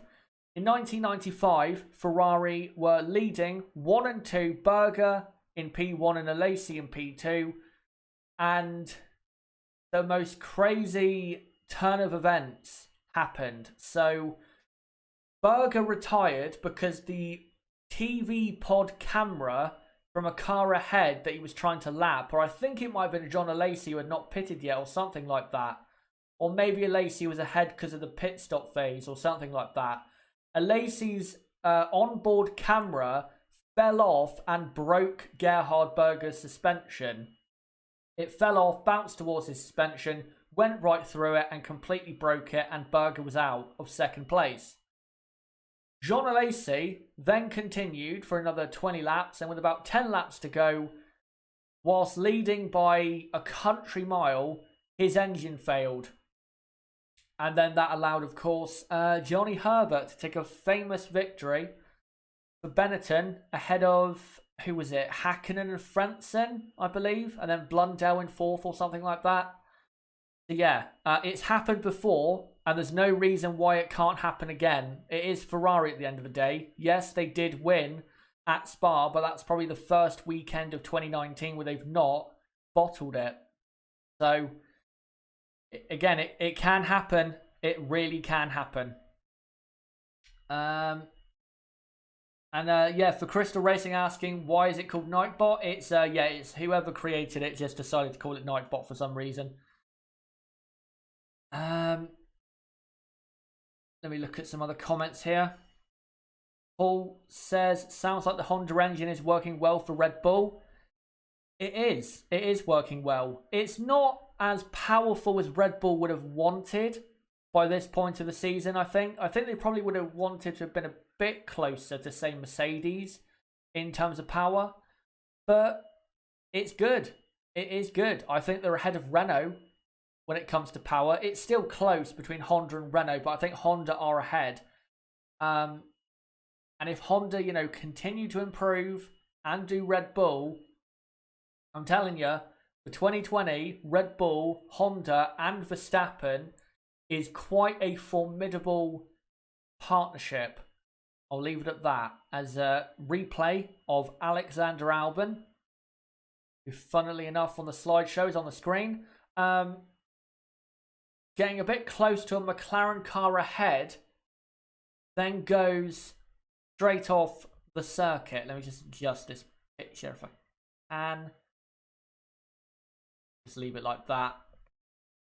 And now we're looking at Sergio Perez on the soft tyres. I don't think this is a quali run though. I think it's a race run. As we now have 13 minutes to go until the end of practice 2. What we have learnt so far is it is Ferrari's weekend to lose. I think Ferrari do have the fastest car. Yes, Hamilton is only half a tenth off, but he did set his time a lot later in the session. And I think there was probably more grip at that point for Hamilton than there was earlier for Charles Leclerc. But Mercedes are probably not as far off as I thought they would be. Toro Rosso and Renault look pretty good. Alfa and Racing Point, I think we'll see tomorrow their real pace. And Haas, even though they got Grosjean in 8th, I don't quite think they're maybe as great as they would have wanted to have been. And of course, Williams are at the very back. But there is a new difference now in the running order. Lando Norris has come out on circuit and has gone up to 18th place, meaning the Williamses are now at the back.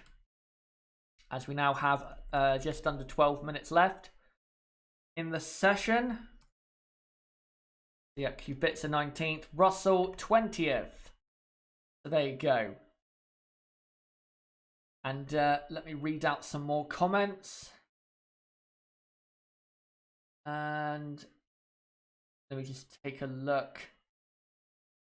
Malik Palau, you don't have to, by the way, spam your comment. I will read it out if I do find it interesting. And I actually did find your comment interesting, so I'll read it out anyway. But please make sure to not spam, because yeah, it does affect the chat quite a bit.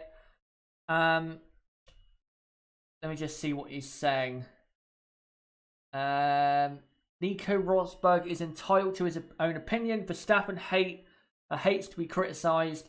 He is conceited.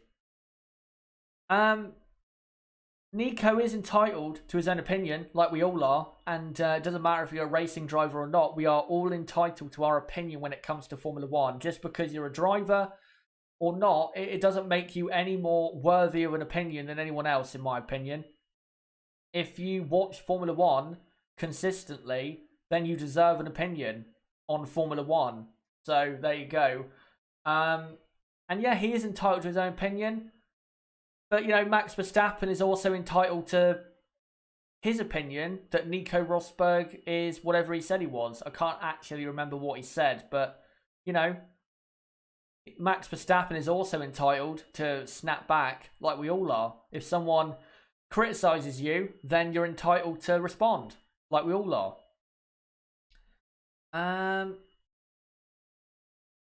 Let me look at some other comments here.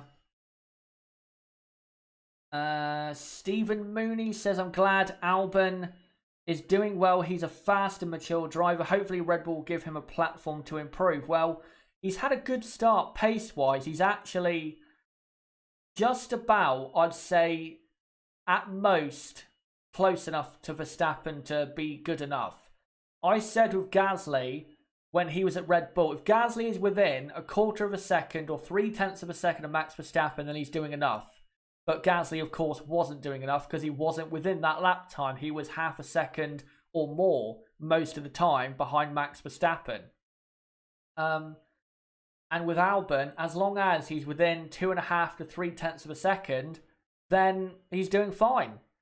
And if he does end up that close, then at circuits where the Red Bull car is good, Albon will have a platform to possibly get a couple podium finishes and maybe a race victory if we get to a circuit, where Red Bull are very, very good. Maybe like Mexico or even Singapore, the next race after this one. So, yeah, definitely look out for Albon. I think it has been a good start. Definitely a better start than what Gasly had at the start of 2019. As on the TV, we're currently seeing again Fernando Alonso up there with Zach Brown on the McLaren pit wall. McLaren pace-wise, not great, but it's where we expected them to be, I'm afraid. Malik also says Verstappen always criticises Lewis, but Lewis didn't hit anything about Verstappen. Again, though, Max Verstappen is also entitled to his opinion. He's allowed to criticise if he feels as though Lewis Hamilton deserves to be criticised. And if he has said, of course, before, Lewis, I think he said this at the end of 2018. Yeah, Lewis was great, but the car did the work for him. I disagree partly. You have to say, though, in Formula One, you're only as good at times. Unless you're a very, very good driver, you're only as good as your car. If your car's not good, you're not going to do good. If it's great, you're going to do great. So I think he had a point there. But his point was, again, yeah, Lewis was great, but the car is very, very good. You can't deny that, but again, he's entitled to that opinion. He is absolutely entitled to that opinion. If Lewis Hamilton wants to respond saying, I'm better than Max Verstappen, then he's entitled to that opinion. And I think Lewis Hamilton, maybe not in 2019 so far, but I think Lewis Hamilton is still the best driver in Formula One.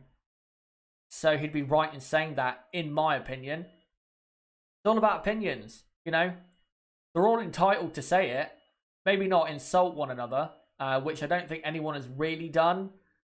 But, you know, having criticisms of one another, I think, is absolutely fine. In fact, I think if we had more of it in the world would be a better place. Let me look at some other comments here. By the way, if anyone can remind me of the some of the things Max said about Rosberg, then if you can remind me of what he said, then please do, because I would like to, in the last 6 minutes of practice too, talk about it. Because, yeah, there is something I do want to, a couple of things I do want to say about that. Mostly an F1 fan says thoughts on Ferrari's chances at Singapore. If Ferrari get onto the podium at Singapore, they should cry tears of joy, because they are going to be probably lapped in Singapore by Lewis Hamilton and Max Verstappen. They're going to be that slow. Right, let me look at some other comments. Count Blah, Max is a dick quite often, which is the only thing I dislike about him, and the fact that people always have to defend him for it means it's true. It depends what when it comes to him being a dick, it depends what you mean by what he said. If he's sharing his opinion, I don't think that's a dick move. If he, you know, unnecessarily starts insulting another driver or another person, then yeah, you're being a dick. But if he's just sharing his opinion on something, I don't think, even if he disagrees, I don't think that's a dick move. He can be a bit forthright with how he thinks, but that's the way he is. Look at me. I'm very, very honest. I'm brutally honest with the opinions I have. Some people think I'm too honest with the opinions I have, but that's the way I am. That's the way I am on this channel. I'm brutally honest. I don't sit on the fence. I don't try to make things look better or worse than my opinion is. I give my opinion straight. So there you go. Right, let me look at some other comments here. And right, Nib has got some quotes from this. Nib comments, posting those quotes saying, so this is what Max, by the way, said about Rosberg. By the way, also, we have about 4 minutes to go in practice too. So Max said, I think he's becoming the new Jacques Villeneuve to do with Rosberg. I agree. I think Rosberg is. It has actually become less bad now. Nico is the new one. I guess he just wants to attract viewers and listeners. And he also said he called me a narcissist early this year. Well, you know, all top drivers are narcissists. You know, look at Hamilton, Rosberg. They all are. Let's be honest. Yeah, so he said he called me a narcissist earlier this year. I found that a bit extreme. Nico has never been credible, even as a driver. It's his problem. He has no appeal and can't get a job. That's not true. And then also said, I don't know what he wants. More viewers, money. He should have kept driving to earn a lot more. When he says he has no appeal and can't get a job, that's not true, because he does get plenty of viewers on his YouTube channel.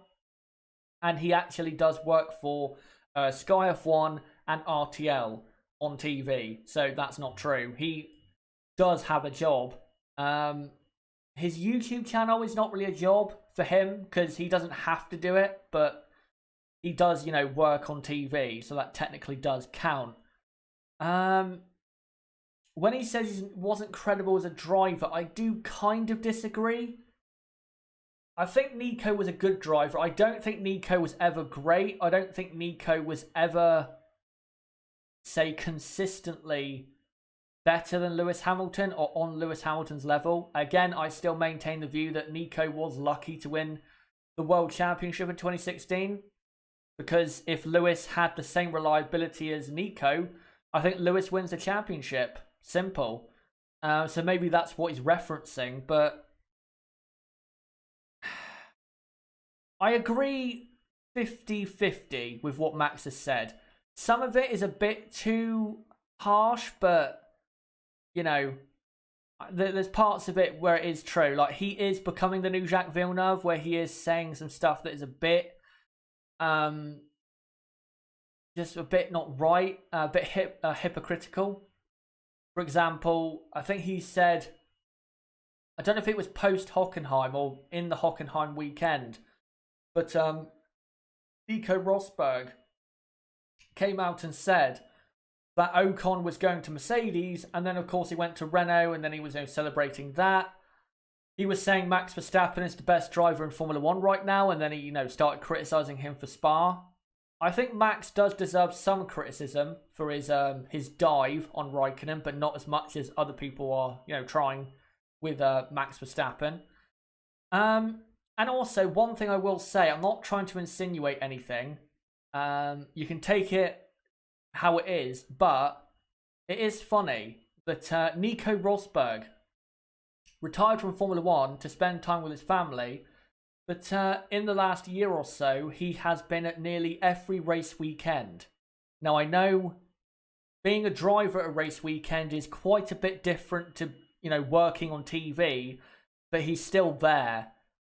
So, I'm not really sure his retirement is really considered a good retirement or be viewed as a positive thing anymore, because I think it's pretty clear why Nico retired, put it like that.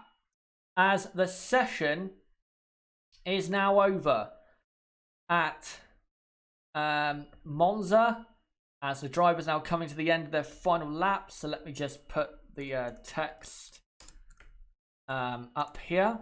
So FP2 is over. And it is Charles Leclerc, fastest of all for Ferrari. And by the way, E7 Suspect, what you just said is absolutely what I think. I think Nico did retire because he knew he couldn't strike, or he knew lightning would not strike twice. He knew it. He knew that if he stayed, his reputation would be worse. So yeah, that's why he left. Right, let me just read out a couple final comments from you guys. Count Blah saying 100% with you on having an opinion. Tictum said how he felt about the treatment of Mick Schumacher because he was a Schumacher and he got crucified for saying it. There was some bits of it where I could see what Dan Tictum's point was, but I think accusing the people running the series of, favouring him was a bit too much, and that's why I did criticise him, because if you're going to say that, you've got to have evidence. If you think, Mick, he gets preferential treatment from the media and from driver academies and other, people around the racing world, then I think that's fine to say, because that probably is true. But throwing out accusations like that is really where I criticised him for that. But yeah, saying the other stuff is fine. And let me just find a final comment if I can. Crystal Racing, I'll read out this one final comment and then I'll get to the end of this stream. He says the worst thing about Nico is that he changes his opinion to try and please a certain audience. He'll slag off Vettel to the Brits but defends Seb for the Germans. I absolutely despise people who do that. I hate people that will please people on purpose not to rile a certain crowd. By the way, I've had that accusation actually earlier this week after my incident analysis, which people are disagreeing with. I do not say stuff to please a certain crowd. What I say is 100% my real opinion. I will never sit on the fence or please people. All I do is share my opinion. That's all I do. I'm not here to please people. I'm here to share my opinions and share my love for Formula 1 with you guys. But yeah, let's do a quick review of practice. So going into tomorrow, if it is dry, who is looking good and who is not? Well, Ferrari, it's theirs to lose when it comes to pole position. Mercedes are not as far off as I thought they would be, so looking good for them. Red Bull, they're not really going to do anything tomorrow. Albon, all he has to do is qualify in P5. Of course, Max Verstappen is starting at the back. Renault, looking slightly better for Renault it is, pace-wise. They're definitely a team to look out for in qualifying. McLaren, not really that quick. Bit of a surprise, they're not quicker than Renault. Alpha and Racing Point, there is more to come for sure. I think the reason they have dropped off down the timesheets today between 14th and 17th is because of the rain that keeps coming and going. It's interrupting their program. So, yeah, I think there's more to come from Alpha and Racing Point. Haas are about where they were in Spa, which is not terrible, but not brilliant. And who else have we got? Toro Rosso, looking good on Toro Rosso. Of course, Pierre Gasly, who has ended up in P7, has to start at the back. But the pace is good, and that is all that matters, of course, for the rest of the weekend. And, of course, Williams are at the back. But, guys, that has been it for this stream today with the watch-along for Practice 2 at the 2019 Italian Grand Prix at Monza. Guys, just to let you know, I will be live at 1 PM UK time for the qualifying watch-along for the 2019 Italian Grand Prix. So don't forget to subscribe for that. Bottom right of the screen, you can do it right there, or go to my homepage and subscribe there and hit the notifications bell so you're notified as to when I go live. And then also, probably around 4:30 PM UK time, or maybe 4:15 PM UK time, I will upload my review of qualifying for the Italian Grand Prix. So again, don't forget to subscribe for that. And also, don't forget to smash the like button on this video if you want to see this content continue. And also, if you do want to help out the channel as well, comment down below what you thought of this video. And comment down below, going into qualifying, who do you think looks good for certain positions and who doesn't? And also, with other topics that we've talked about, such as, you know, Nico Rosberg and all that stuff. If you want to comment below your opinion or comment below your opinion about my opinion, then let me know in the comments. Also, don't forget to join my Discord, link below in the description. That's the best place for notifications of my videos and streams. And as well, don't forget to check out my podcast episode that me and Nib did on Wednesday, previewing this very Grand Prix. So if you haven't seen that already, then make sure to do so. And as well, don't forget to like my Facebook, that's ChazzaHDF1. Follow me on Twitter at Chaz6110 and check out my website, ChazzaHD.com, for more content like this. But guys, until 1 PM UK time tomorrow for qualifying for the 2019 Italian Grand Prix, it has been me, ChazzaHD. Goodbye.